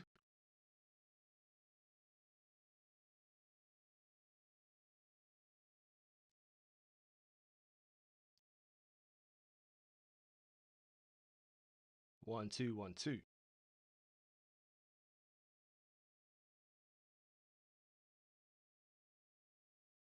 All right, should be working now.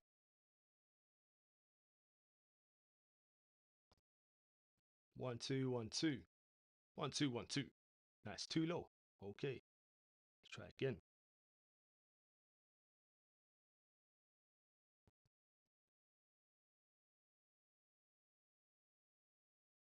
1 2 1 2. 1 2 1 2. Okay, we're good. I had the sound bandits come and arrest my voice. I had the sound bandits come and arrest my voice. All right. All right, let's blast through. So let's see this primary source of a primary source. This guy is saying I. He's referring to himself in the first person.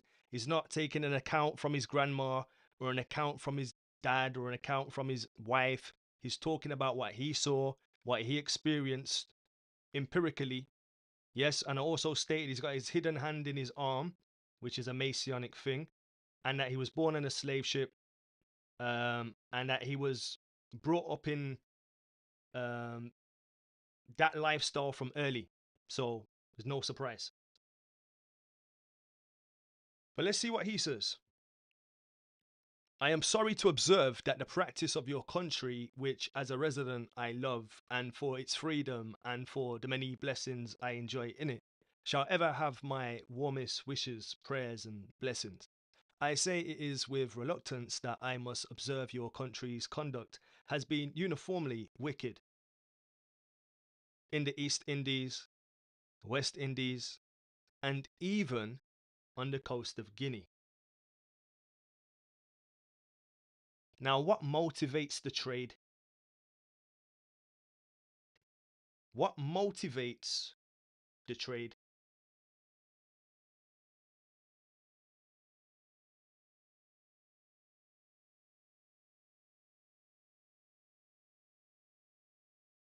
Shout out everybody who showed some support as well. Glory to the Most High.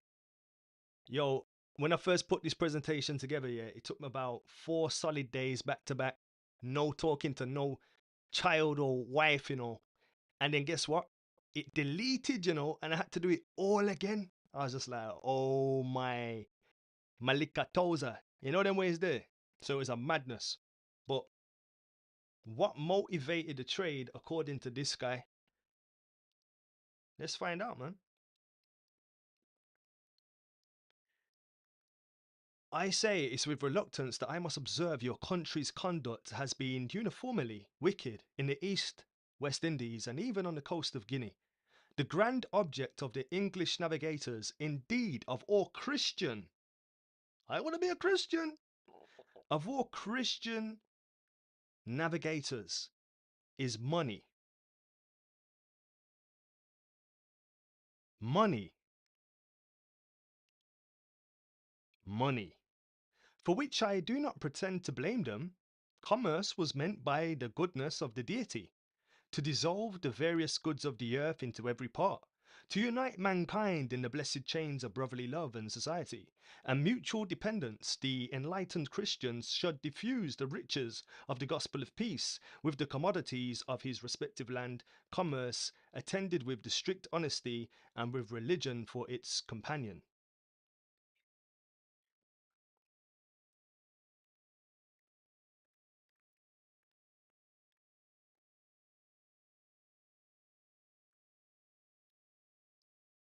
So anyway, guys, are you hearing me clearly? I'll be honest, the way I got this set up at the moment, it's not great. If I switch to another mic, it has that funny distortion, and I can't charge the laptop with the setup that I have. It's just a weird setup, so I need to actually buy something, and then when I buy that, it should be good to go without any interruption. But anyway, I need to bring this to a conclusion anyway. We're almost coming to 4 hours. Wow. And then, bro, I'm not even guessing. We haven't gone that far. Usually, yeah, I was saying to my wife, innit? I say, yo, sometimes I say, I'm gonna be short and I take long.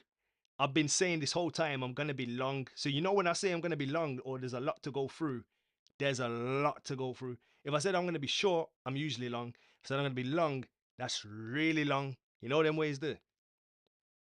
All right. So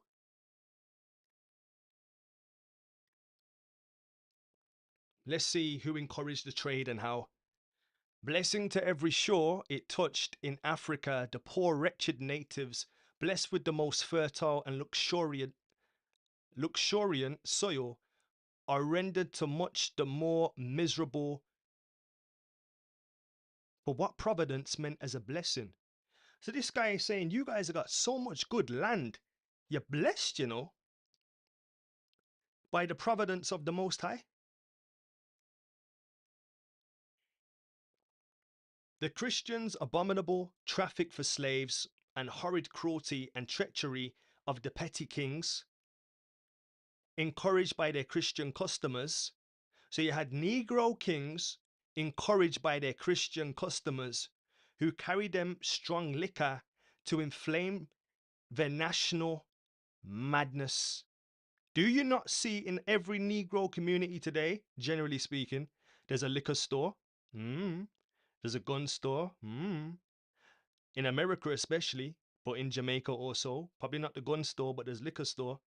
In the hood, there's always a liquor store and just urine. But anyway, petty kings were fighting kings for slaves and money and prestige and to you get me? Dahomey kings, Ashanti kings, Benin kings, all these kings and chiefs were fighting. Encouraged by their Christian customers who carried them strong liquor to inflame the national madness, and now and powder and bad firearms to furnish them with the hellish means of killing and kidnapping, her enough it is a subject that for any blood, and I am sure will not pirate the friendly bent of your social affections. I mention these only to guard my friend against being too hasty in condemning the slavery of the people who had, as they may be some probably were made worse by Christian visitors, make human nature the study wherever thou residest, wherever the religion or the complexion study their heart, simplicity, da da da da da. So anyway, interesting, right?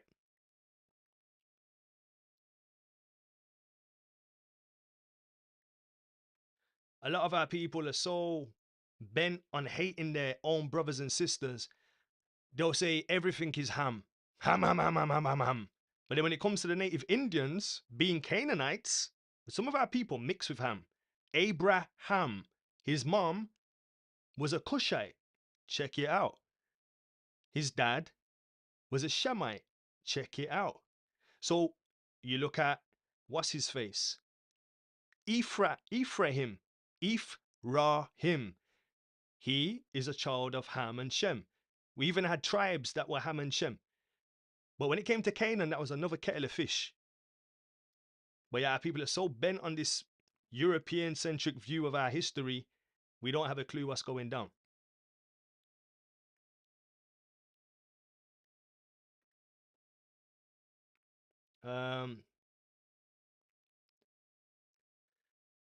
Let's read this quick. Actually, you know what? I might have to wrap up.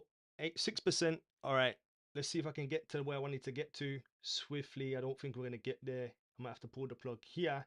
All right, we'll pull the plug here just for now. We're going to get into the transatlantic. We're going to get into the intercolonial trade. We're going to get into all these things. But for now, let's pull the plug here. It's been a good, presentation. Hopefully you've seen something, learned something, understood something. So I think we got up to, we're still kind of 1400s, 1500s and stuff. But we're going to build up and get to where we need to get to. Yeah.